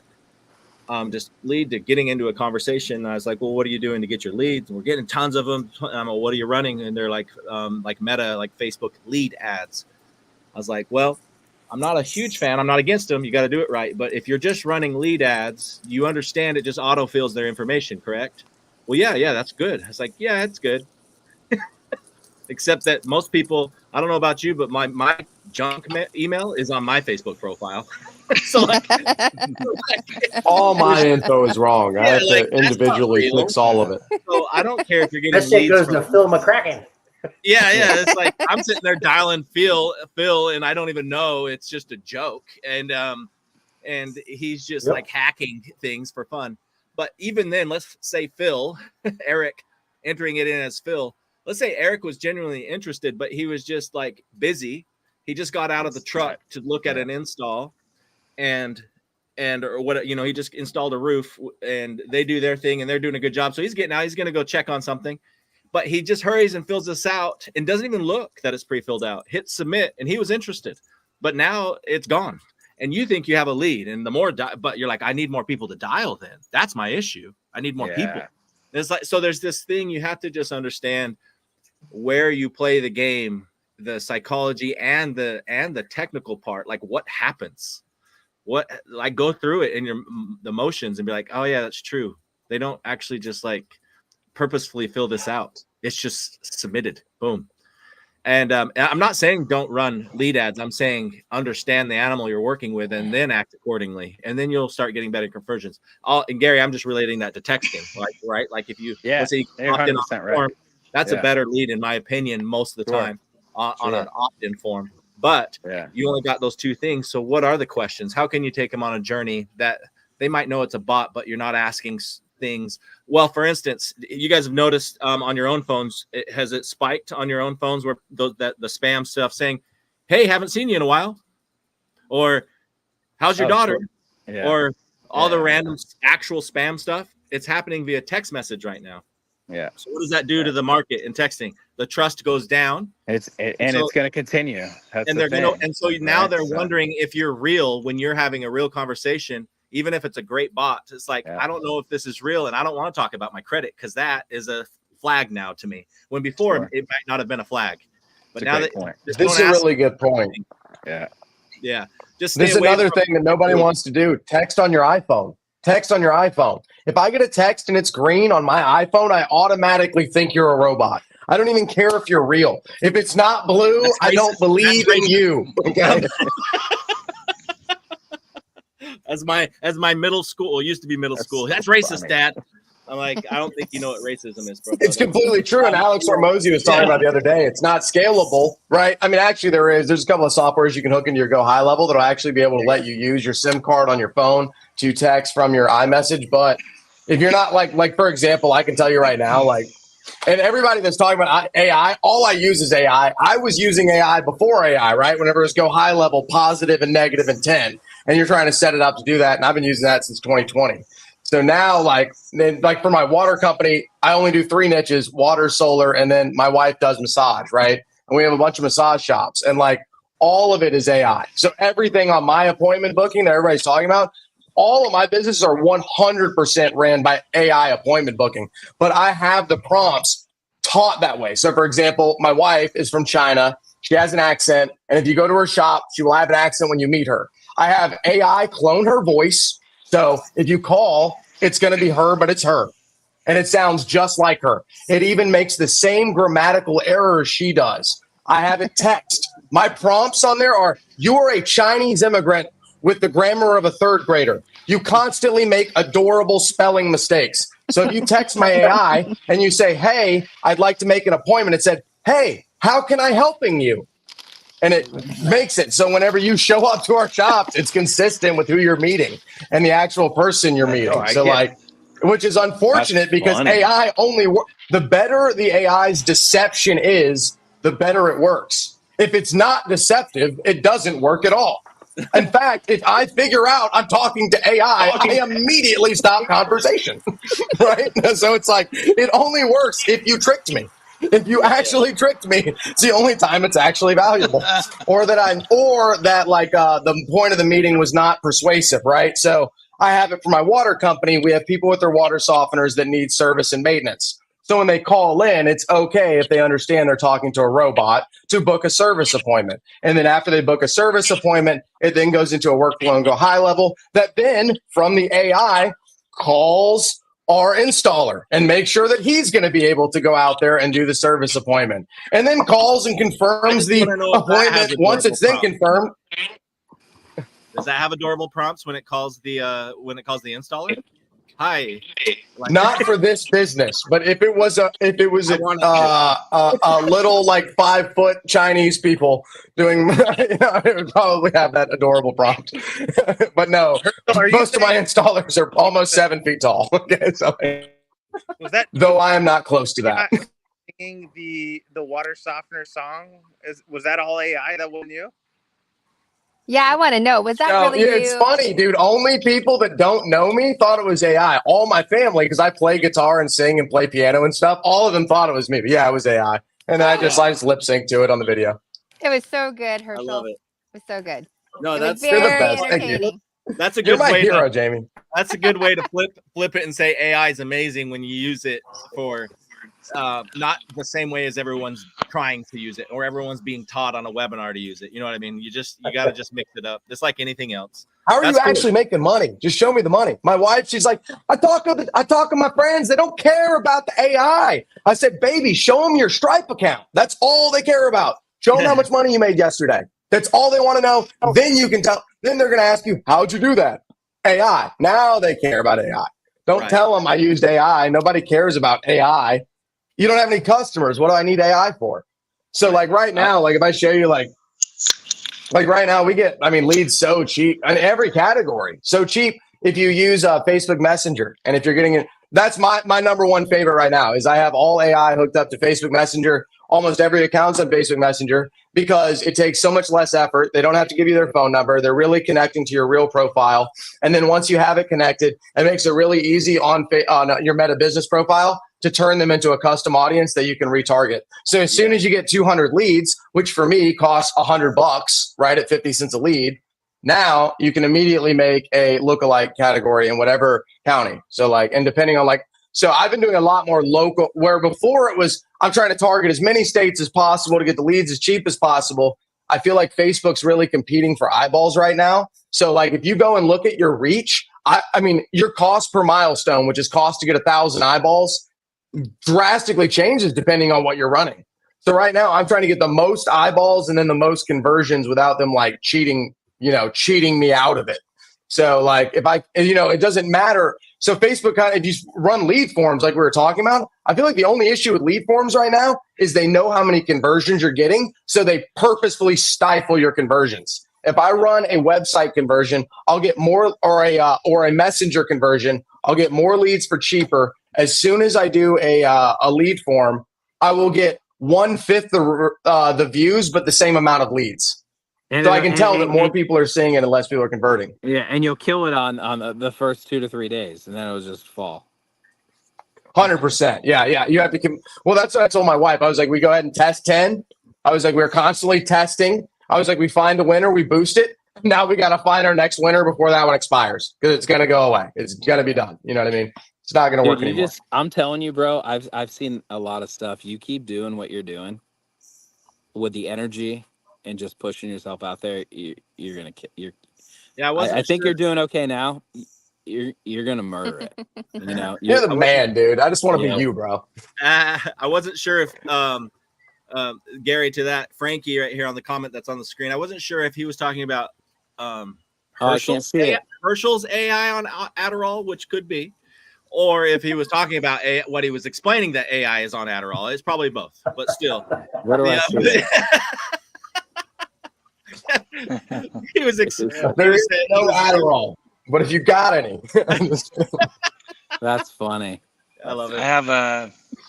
Here's another comment real quick. Save it for just a second. Not if you use I think Frankie, you were commenting here when we were talking. I think I was talking at that point, or I was mentioning something about the pre-filled information, and this is a little hack he was using. Just make sure you use it where it asks for a custom number, so it doesn't pre-fill it, in other words. So that'll save it. So anybody running lead ads, just force them to enter a new number, in other words. I wonder if you can do that with emails too.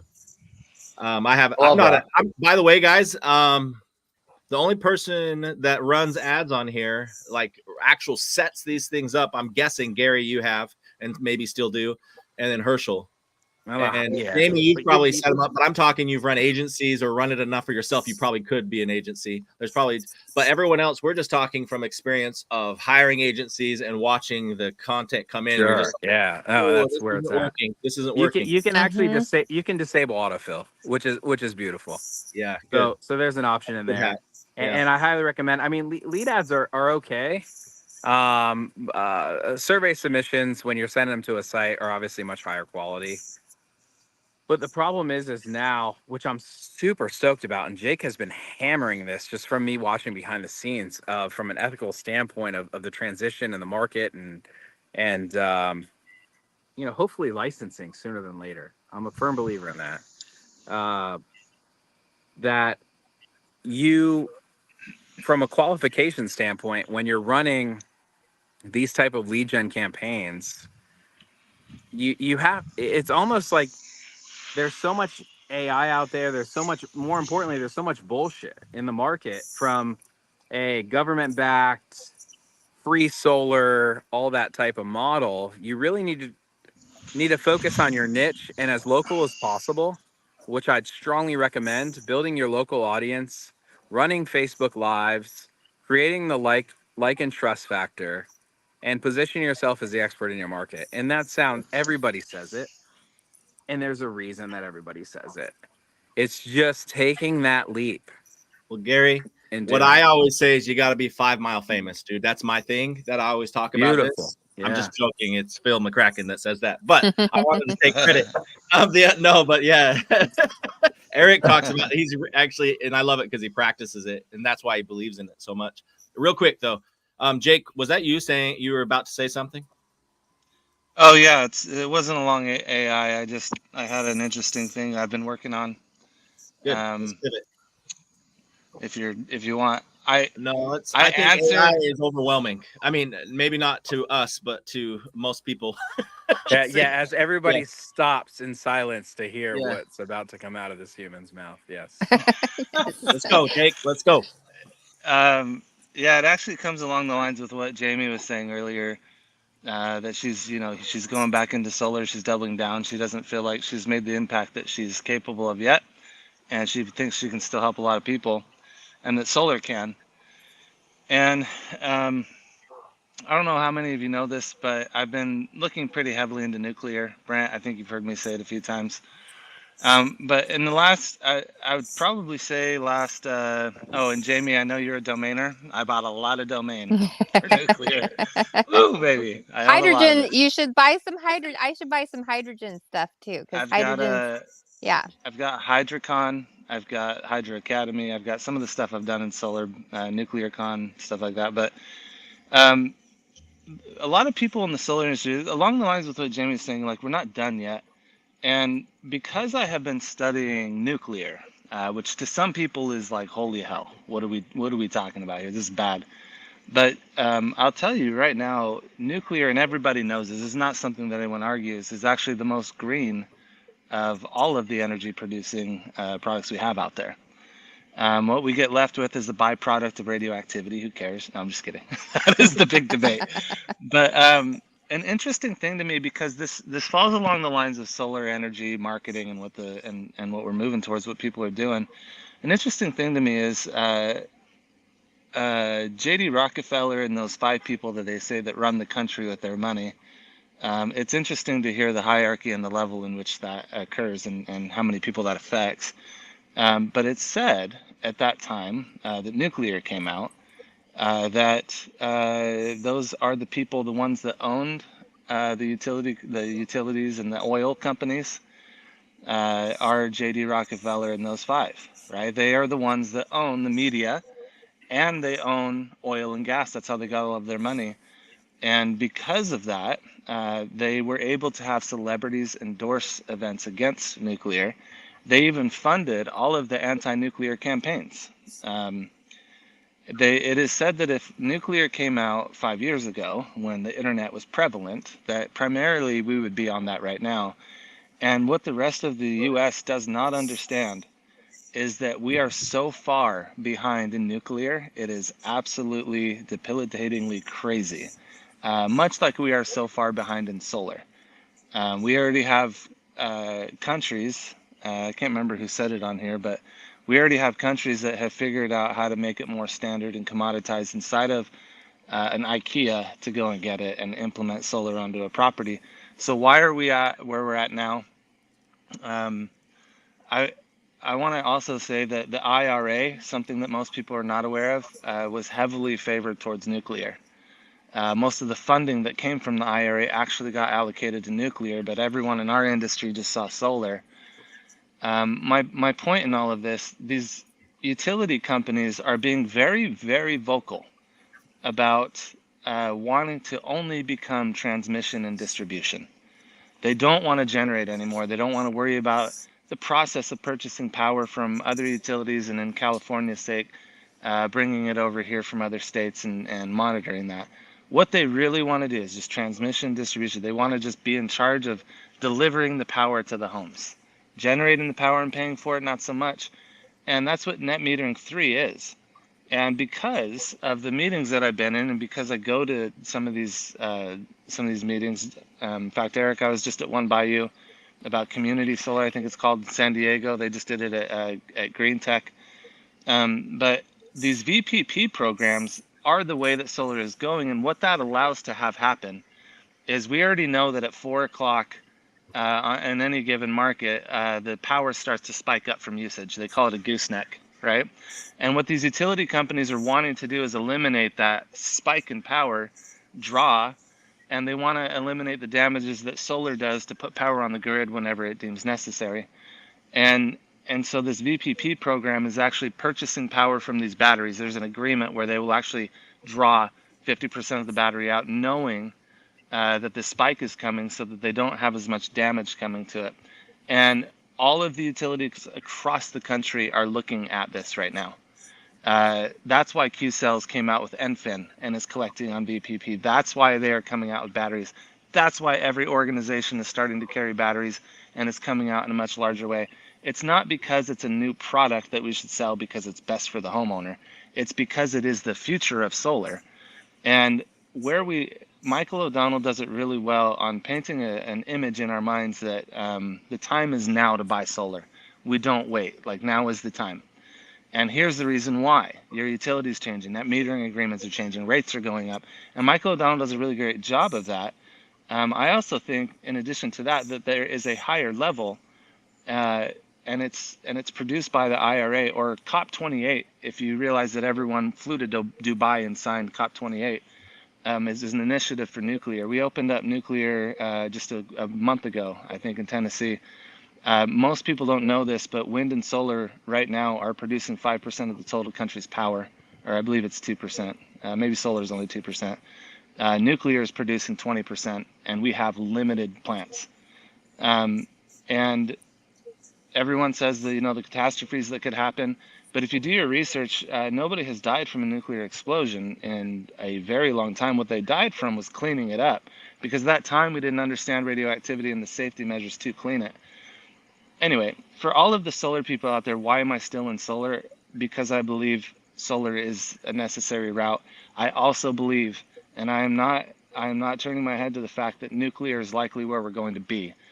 And in Michael O'Donnell's case, where he gets to tell the homeowners, like, now is the time, you don't want to wait, I would say that to our industry. Before we had the internet, we had the telephone. We didn't skip the telephone to get to the internet. That didn't happen. We already know that nuclear is a problem in the country. There's a lot of opposition to it. There's a lot of red tape. We're not quite ready, but everything and the people I'm talking to are alluding to the idea that 2050 is the year that we'll primarily be on nuclear. So why solar now? Why am I staying in solar? I believe that we are trailblazers, and I believe that the adjustment that happened in the industry, it was a necessity, so to speak. Not the way that it happened, but maybe that it did happen is the more important thing, because it is a great reset and a shift, and we are having to adapt to what the new policies are and what these utility companies are doing. And I think this is paving the way for the ability for nuclear facilities to deliver power to the utility company, and have the company only, their vision is in line. They only want to deal with transmission and distribution.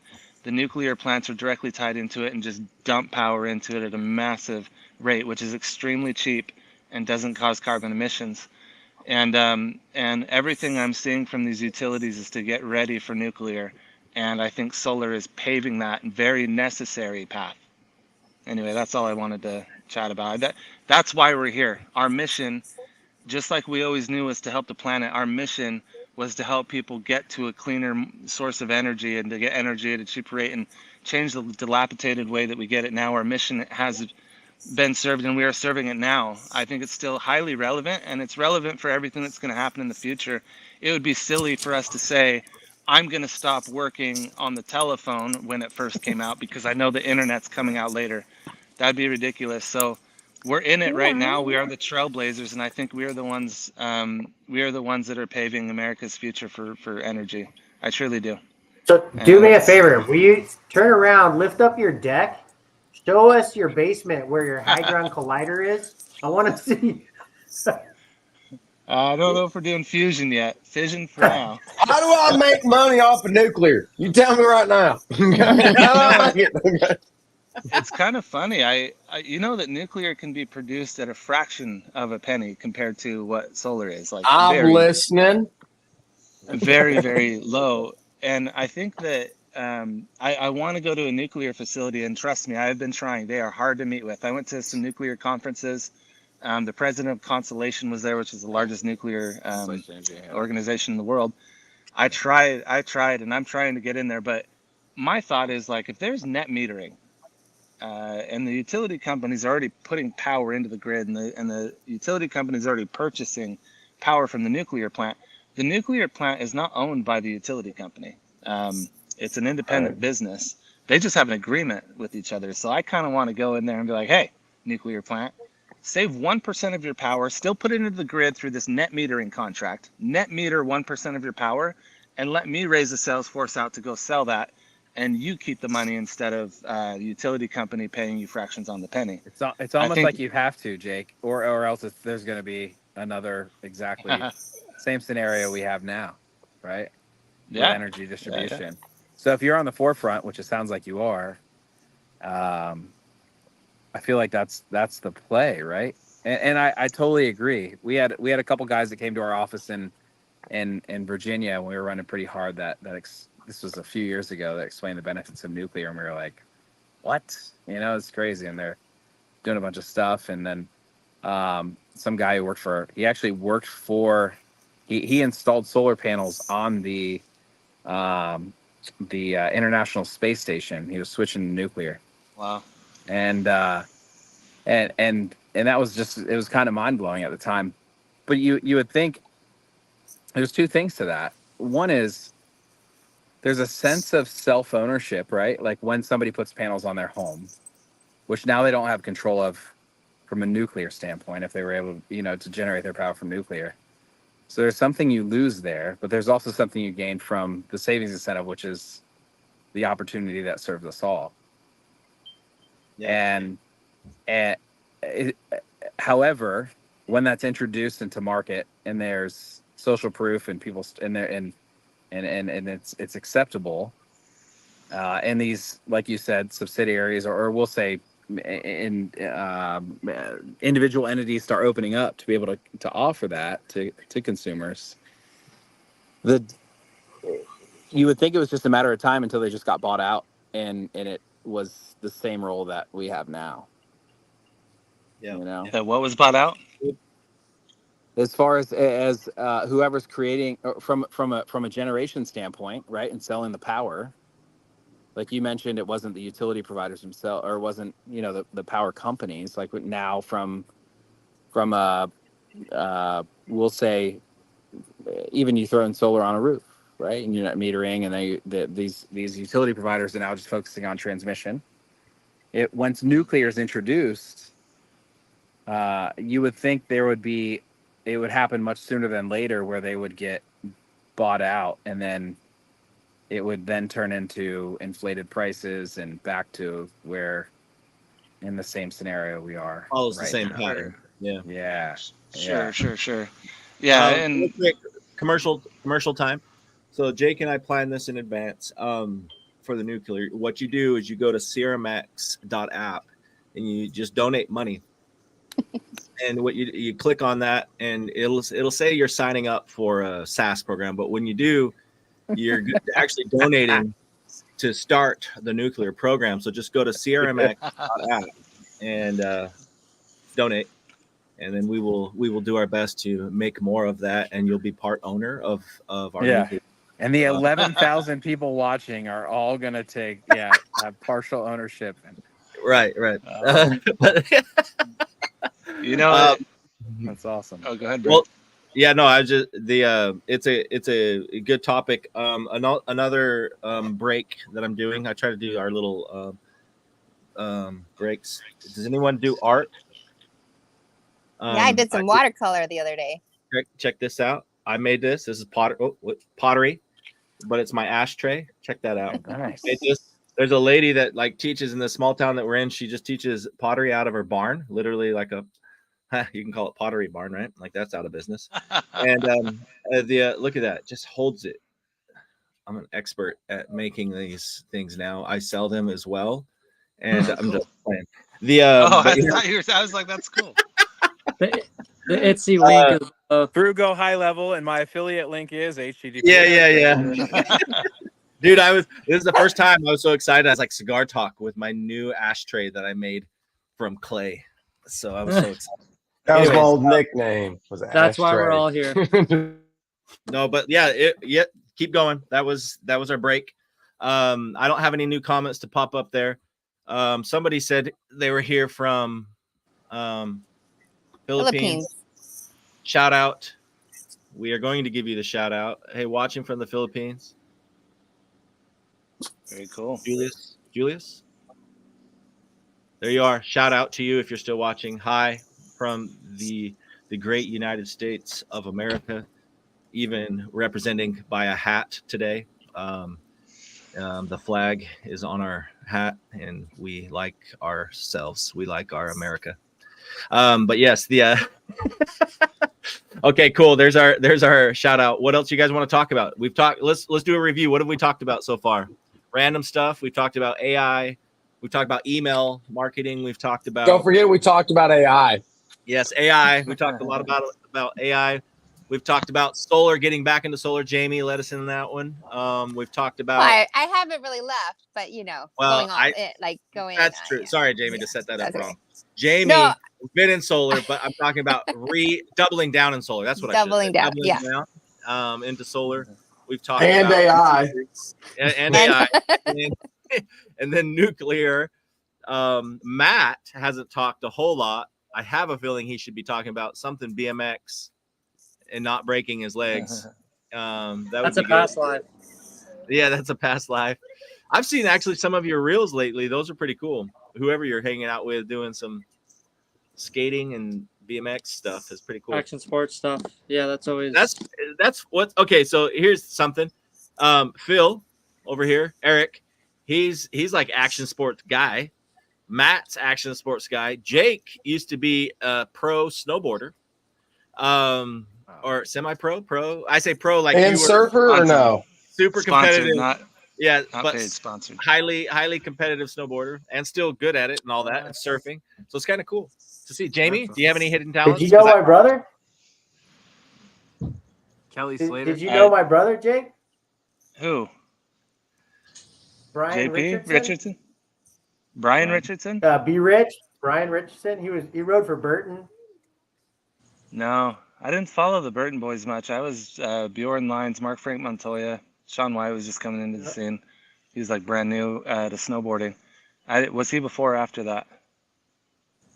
Oh, he's That's cool way that you have a before brother that. who did it. Yeah, he was That's pro cool. for Burton for like 9 years. Him and Jim Rippey were the last two guys to get let go from Burton after 9/11 when they did like an 80% cut on marketing and budget. But they were like the last two guys on the A team. Oh, I'm sorry that happened. Straight Jacket films, Kurt Heine films, Straight Jacket films, bunch of the old VHS films. Yeah. Right on. Real quick, where's everybody at location wise? Y'all are Gary, active. you're on mute or something. I'm not hearing you. Well, I think we were going to hear Jamie's unique talent. What was it, Jamie? Or hobby? Oh, I just got top fillets certified so we can do rock climbing. So we hit the rock climbing gym today. Yeah. Nice. We go a couple of times a week. It's fun. My daughter is It's crazy y'all still have sunlight. Well, we're in California. I'm in Northern California. So the sun's just, it's just setting a little bit. But I'm looking at my solar panels. They look really good. What is it, 7 o'clock? Yeah, that makes sense. Crazy. Look there's my solar panels right there. This is New York. Yeah. Which one's New York? Gary. Oh, Gary. The black screen. What Gary part of New is. York? You're outside right now? Yeah. Where in New York are you, Gary? I'm in upstate, about an hour east of Syracuse, towards the Adirondacks. Okay. My mom is in Long Island, New York. Okay. She used to be in Buffalo and then Connecticut. Yeah. One of the things that Phil was talking about that I really appreciated was the, be your local hero, that, market to your local people. And I'm just curious, how many people are using Google and Google My Business or Google Business Profile for local SEO? Oh, dude, for 15 years now. I've been on it since I was like 18 years old. Google My Business, because you get free leads. So like if you just get your listing really high. So like, I mean, that's the number one thing is it's not very hard because nobody does it. So depending on your industry, like for water treatment, it's all people in their 60s. Nobody knows how to do it. So it's like super easy. Solar is kind of the same case, but there are marketing agencies that, like, if you notice, like if nobody that's dominating Google is ever like an actual solar company. It's always a marketing agency representing a solar company. Yeah. Because it takes work and you have to actually build. That's like, so for my wife's like massage businesses, like we get tons of free calls. We get our cheapest leads off of Facebook Messenger, like I was saying, and that's the same case for solar, but we do get free leads off of Google. And whenever they go to be a lead on Facebook, they immediately go to your Google. So if you're running ads on Facebook, you'll immediately notice your Google ringing more. Right. And depending on like where your listing's at. And then like another thing, I don't know if it's where you guys are at, but they just released, if you like suck at advertising, local services ads. We have it for massage. They've had it for HVAC, roofing, and they just did it for solar. So you go get I've had 2 people out of, I think, the 11 people that are currently local services registered on Google here in Florida. I helped get done. You have to actually submit your insurance. You have to all your stuff. And then you become Google guaranteed, and they just opened that up for solar in all the U.S. Oh, that's right cool. now. And then I think leads are guaranteed $40. So if it's not a real lead or a real service request, then you can request a refund from Google, and the business doesn't actually have to have a website or any of that other stuff that you would normally need to get your Google My Business registered. I mean, it's more difficult to get it. I mean, there's only like 11 people or 12 people in Florida right now that I've seen. I don't know what it's. Does anybody have any of those or no? So funny thing is when Google decided to not launch the LSA, their services, they were phasing out the Google Plus, changing it to Google My Business at that time, right? Well, I was at. Or you mean Google Plus? So you're talking about Google My Business turning to GBP, Google Business Profile? That was around the same time. Okay, got it. Yeah, Google Plus went away 10 years ago. Yeah. No, but that's when they started working on the LSA platform. So I know a guy on Google Plus, when Google Plus, like the social media. Yes. So when you say Google Plus was like their Facebook. It was like Correct. 7 years ago, it feels like. Correct. Yeah. Right. But that's when they took a bunch of the Google employees, because I met the guys working for Google. That's when they took their employees at Google that were taking that. Then they started to launch and build the LSA. They were working on the LSA platform for many years before it actually went public. Wow. Amazing. Yeah. Is anybody using it other than me? Has anybody else been using it for leads? I do it for roofing, solar, and massage right now. I did it 3 years ago. Really? Because it's only got approved for solar in the last 6 months, I think. So like right now, if you go look up Florida right now, like if you go look up Florida solar, the first ads that will come up are Google, guaranteed. And if you go look, I think there's 12 contractors right now in solar that I've done, and I know 2 of them that'll come up right now, Solar Wise and Freedom Solar Energy. I helped them walk through getting their insurance and doing everything to get registered. And then we also have it. If you Google massage in Tampa, we're the only registered business. So nobody's that I'm like, if you're saying that, Phil, that's super dope because I don't know anybody using it. That's why I was wondering on this call if anybody else is. I don't know anybody else.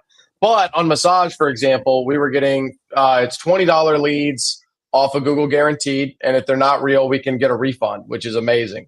But on Facebook, we get 50-cent leads. You know what I mean? And then we get to use like so quickly. So we spend $100, we get 200 leads, and then we can immediately make a custom audience in the same 8-mile radius. Like you were saying, Brent, with the 5-mile famous. It's Eric's thing. And it's like, but I did a good. I love that. I love did a good job at stealing it for sure. What works better? Because they're only giving you so many eyeballs. Might as well be local. If they're only going to give you so many eyeballs, you might, because I'm not like, if you go ahead and open up the state, it's not like it used to be. You don't get the extra reach anymore. Yeah. Like you open up the whole state, you still get like, I spent $10. I got, 200 people saw my ad. Like, it's not like you got this massive reach that you used to. So now it's like, there's a huge benefit to just being in the local market and having an amazing reputation and doing real content that's actually fun.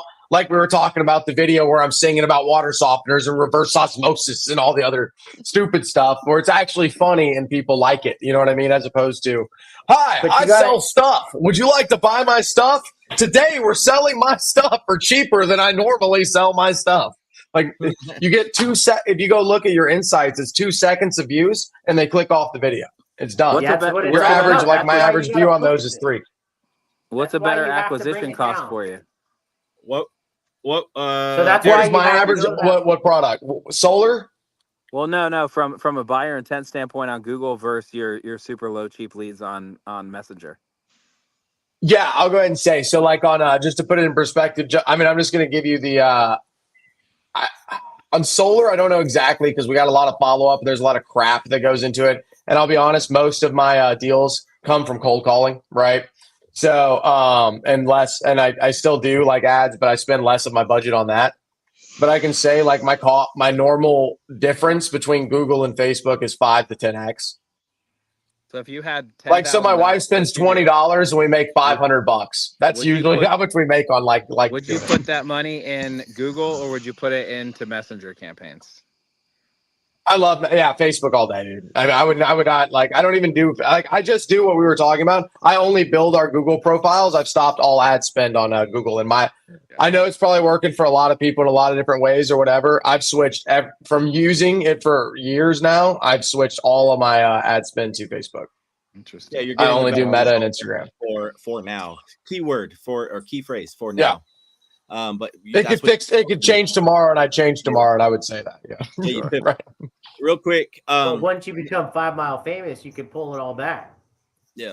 Like I think that's what's happening with the massage shops. I have like 4 right here in Brandon because we keep opening more because we only fit 5 or 6 people. You know what I mean? So then immediately it's booked out and we have to open. Solar's different because you could just. So like, you can have a ghost location where you use a co-working space and, you build up your list. That's what I do a lot for water and solar. We have all these ghost locations.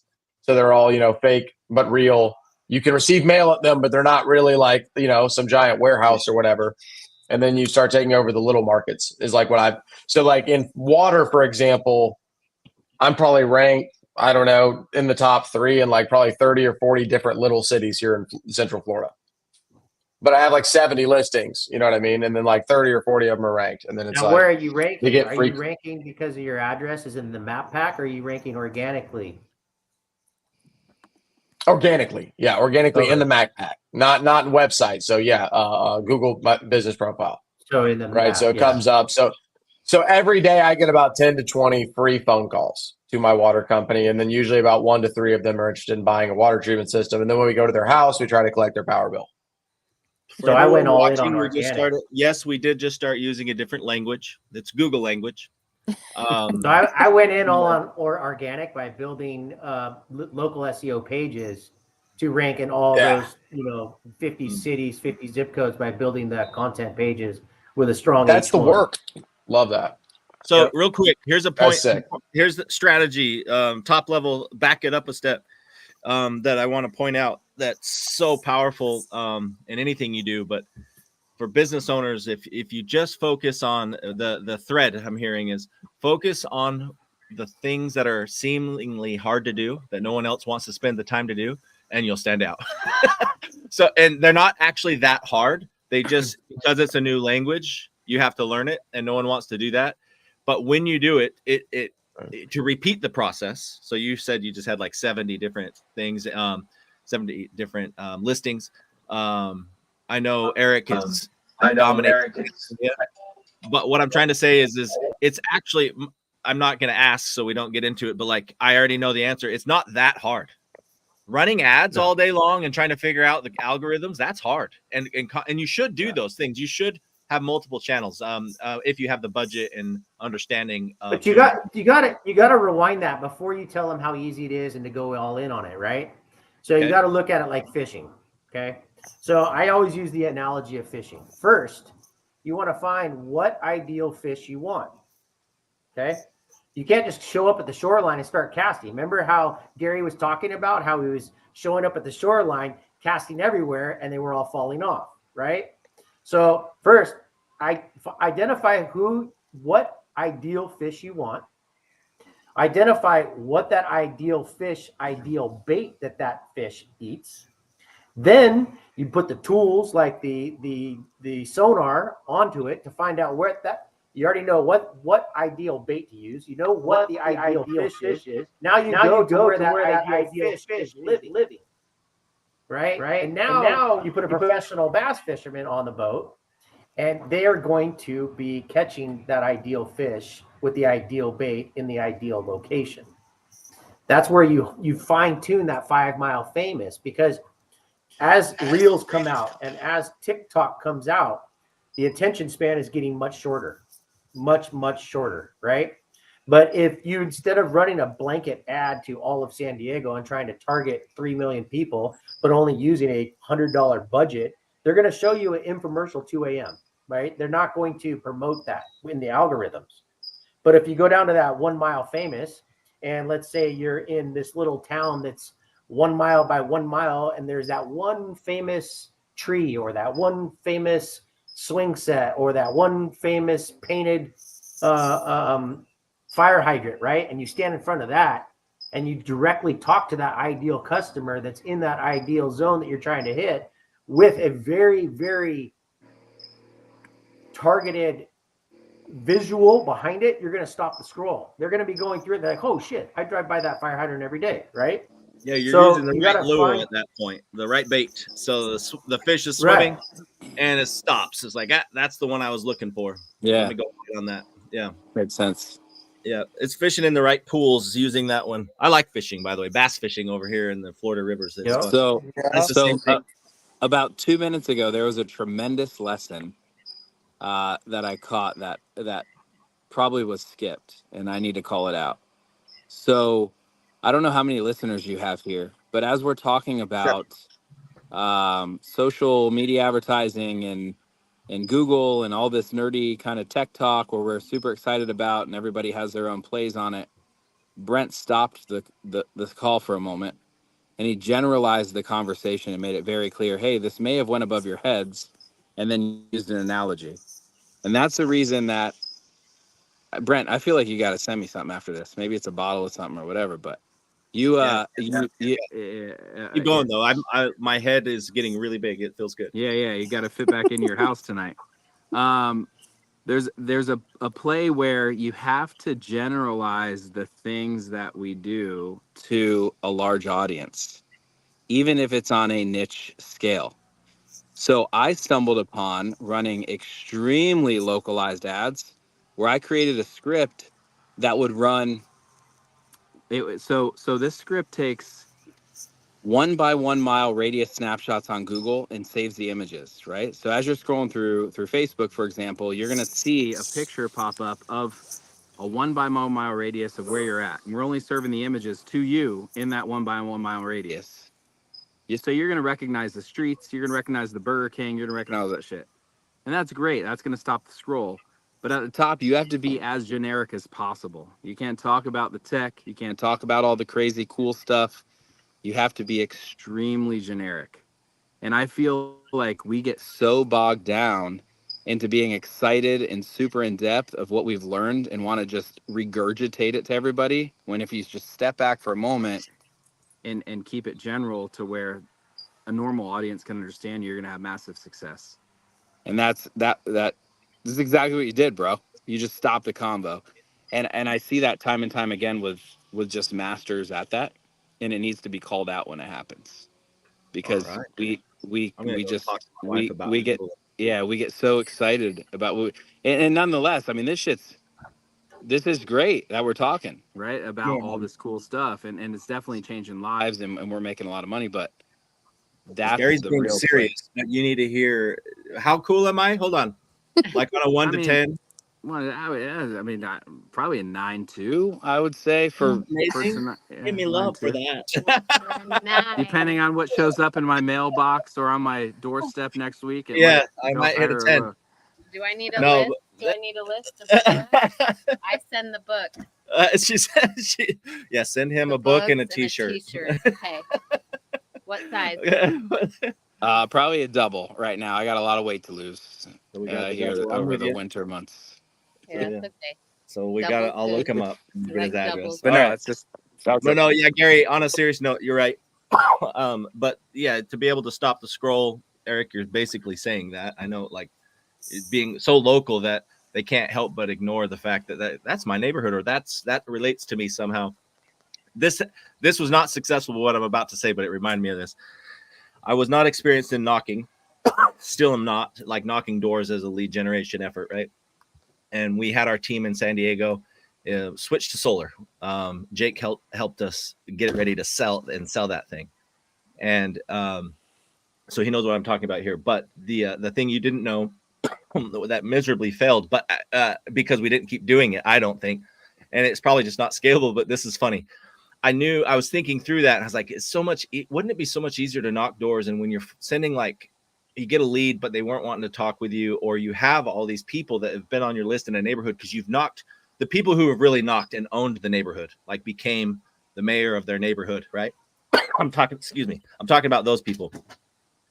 The biggest advantage they had is like if they would just start sending text messages, because they had the phone numbers, like personal ones, and just like took pictures in front of, we started taking pictures in front of the neighborhood signs, the entry ones, and certain street things, and they started getting responses like, hey, I'm going to be in your neighborhood, and he would take a picture in front of something they knew. And then he would follow up with them that way, and he would always get people, yeah, come by, yes, now's a good time. It was awesome. But then he ended up going another way, and we sold it anyways, and like 4 months later. But it was cool. It works in all I'm pointing out is it doesn't matter the medium. The medium being texting, running ads, running or Google, Meta, Facebook stuff. You could be knocking a door and send something relevant, and you're going to get a better response because you're using the right bait at this point. That's pretty cool. Thanks, hon. She heard me choking. Yeah, like shooting a picture over of the neighborhood sign, Swan Lake or something like that. But I'm just trying to say it's the same concept. Yeah, no, I get it. Yeah, it's relative. It works. His name, Alex Sisio.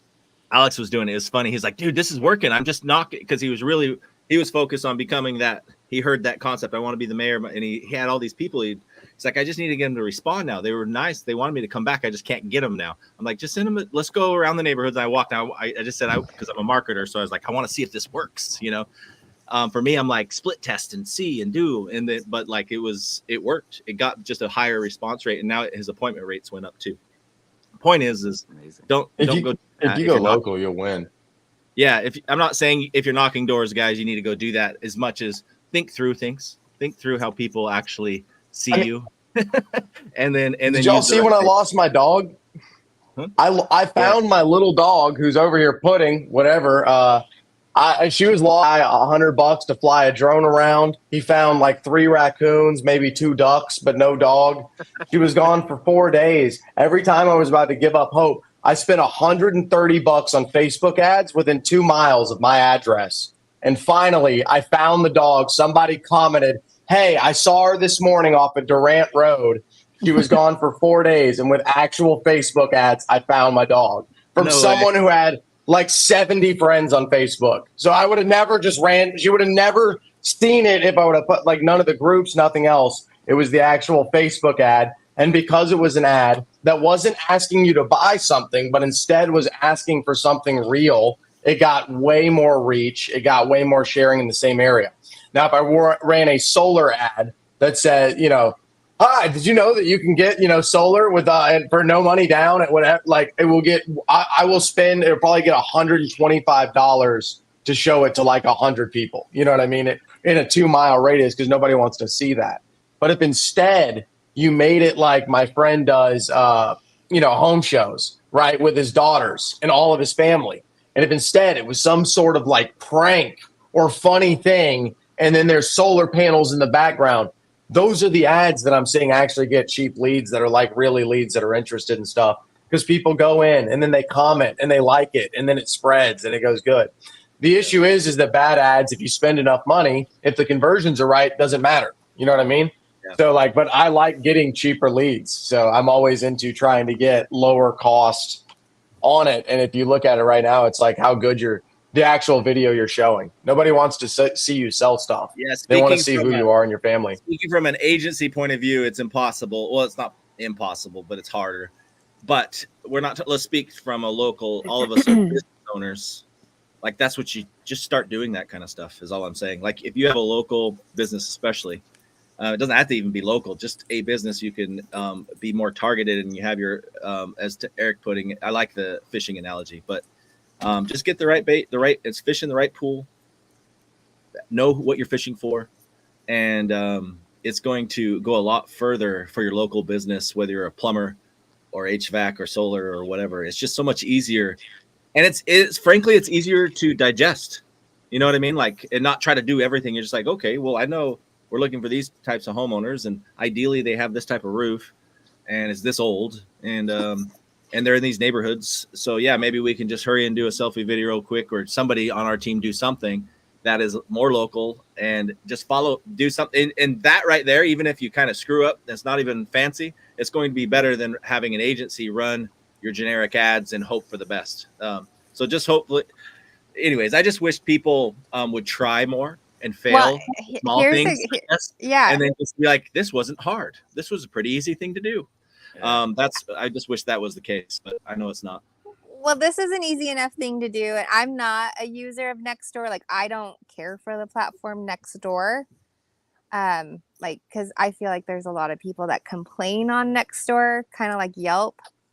But you as a business owner can create a profile on Nextdoor, and then people who you've helped in your local community, if someone ever, I'll get tagged on Facebook groups. I'll get tagged in Nextdoor. I'll get DMs from Nextdoor from people who are looking into solar. And so that is another local little nugget that people could go and set up today, if they're watching and want to work on these type of things.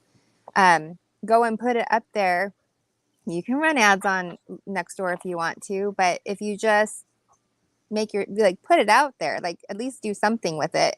These little apps that are out there, local Facebook pages, that's where I get a lot of my and they're lurkers. They're not the person that's well, they do. The people that actually post the complaint of, oh my gosh, my PG&E bill was $800 this month. Right. And that is a reality all day, every day, $400 to $800 electricity bills a month. So, you know, then you get the chain of people that start commenting and tagging and saying this and saying that, you know, but what ends up happening is because people are kind of lurkers on Facebook, they'll just direct message you or they'll reach out to you in that manner. And those are real tangible things that people can be doing and where they live. And, you know, it's a bonus if you have solar on your rooftop and things like that. Like, you know, or if you have an app that we go to appointment and you can show them, oh, this is what this is what my battery is doing right now, or this is what the solar is doing right now. Like, those are real things, and it's just a little bit more, I don't know, I don't want to say convincing, but it's just Jamie, credibility. hey guys, is she breaking up for you, or is this just me? What's that? Sorry. Is that me on the We're connection? good. I think it might be you. Jamie good. sounded fine. Yeah. Yeah. Good. Keep going. Sorry, Oh, I just want to make sure we work. Oh no, that's all I was going to say. And then the other thing, you know, that I've been paying attention to is the algorithm on Google, like Google search, what is Google prioritizing and like showing at the top, you know, of the Google search whenever you use a keyword in your area. And another little place I hang out is Reddit. Like, it's as weird as that may sound. So are you you're in the solar group? Do you get the notifications every day of, I turn hey, those am off. I getting screwed or not? Yeah. Yeah. But by the time those people are out there, you know, like they've already been screwed if they've signed something, you know, like you see those things. But if you can just contribute, it's kind of like the fishing analogy. If you just contribute, give, it's SEO, it's all that stuff. It's all gonna, you know, it takes patience though. It's not as instantly gratifying as Facebook ads or things like that. You nailed it. Like with Nextdoor. So to jump off that, when Nextdoor, so they were my best friend lives in Denver, a little place called Highlands Ranch, just outskirts, and I was out there visiting for a couple weeks, and Nextdoor was the thing. I'm like, what the hell is this? So I came back I was in Virginia, and then I relocated up here to New York. I was like, let's roll. I started the agency, let's do it. And I talked to the guys at Nextdoor, and they were just launching their ad platform. They said, hey, we want to test. If you guys put some money in, we'll match it. And then we ended up having weekly meetings with the head developer, the development side of the advertising platform. And we went really hard on so many angles from just a solar standpoint, right? It didn't work at all. Oh, no. At all. It didn't work. We lost thousands of dollars. They lost thousands of dollars. And then I called my buddy Patrick. I said, why is Nextdoor not working? He goes, dude, Melissa, his wife, she only goes on it to find when the lady down the street's going to deliver chimichangas on what time on Wednesday to the doorstep, or if we need somebody to watch our daughter, we ping in there and find it. So it is as grassroots get. I don't know if things have changed since then, but it resorts back to building the like and trust and just hammering away, you know. And that's knowing the pool you're fishing in. I'm going to keep going with that. Yeah. I've used that quite a bit. So I'm meaning, like, in my head, I use that analogy to help me keep things straight. But that pool is a different pool. It doesn't mean it doesn't work. You just have to know what you're fishing in, and you have to be willing to fish it. You have to be willing to, like, figure it out and be patient with it. Time and energy. Yeah. But being a small business, that's what I love about all of us are in a small business. If you're doing, depending on the industry, but in general, if I had to, like, let's just say 10 million a year or less, you're definitely a small business. And to get an extra 8 customers a month by just a little bit of hustle, grassroots, and understanding, it changes your world and cash flow. You know, like an extra, I'm not talking only 8 customers or whatever, but just doing a few little things that take a couple hours a month, probably 4 or 5 hours.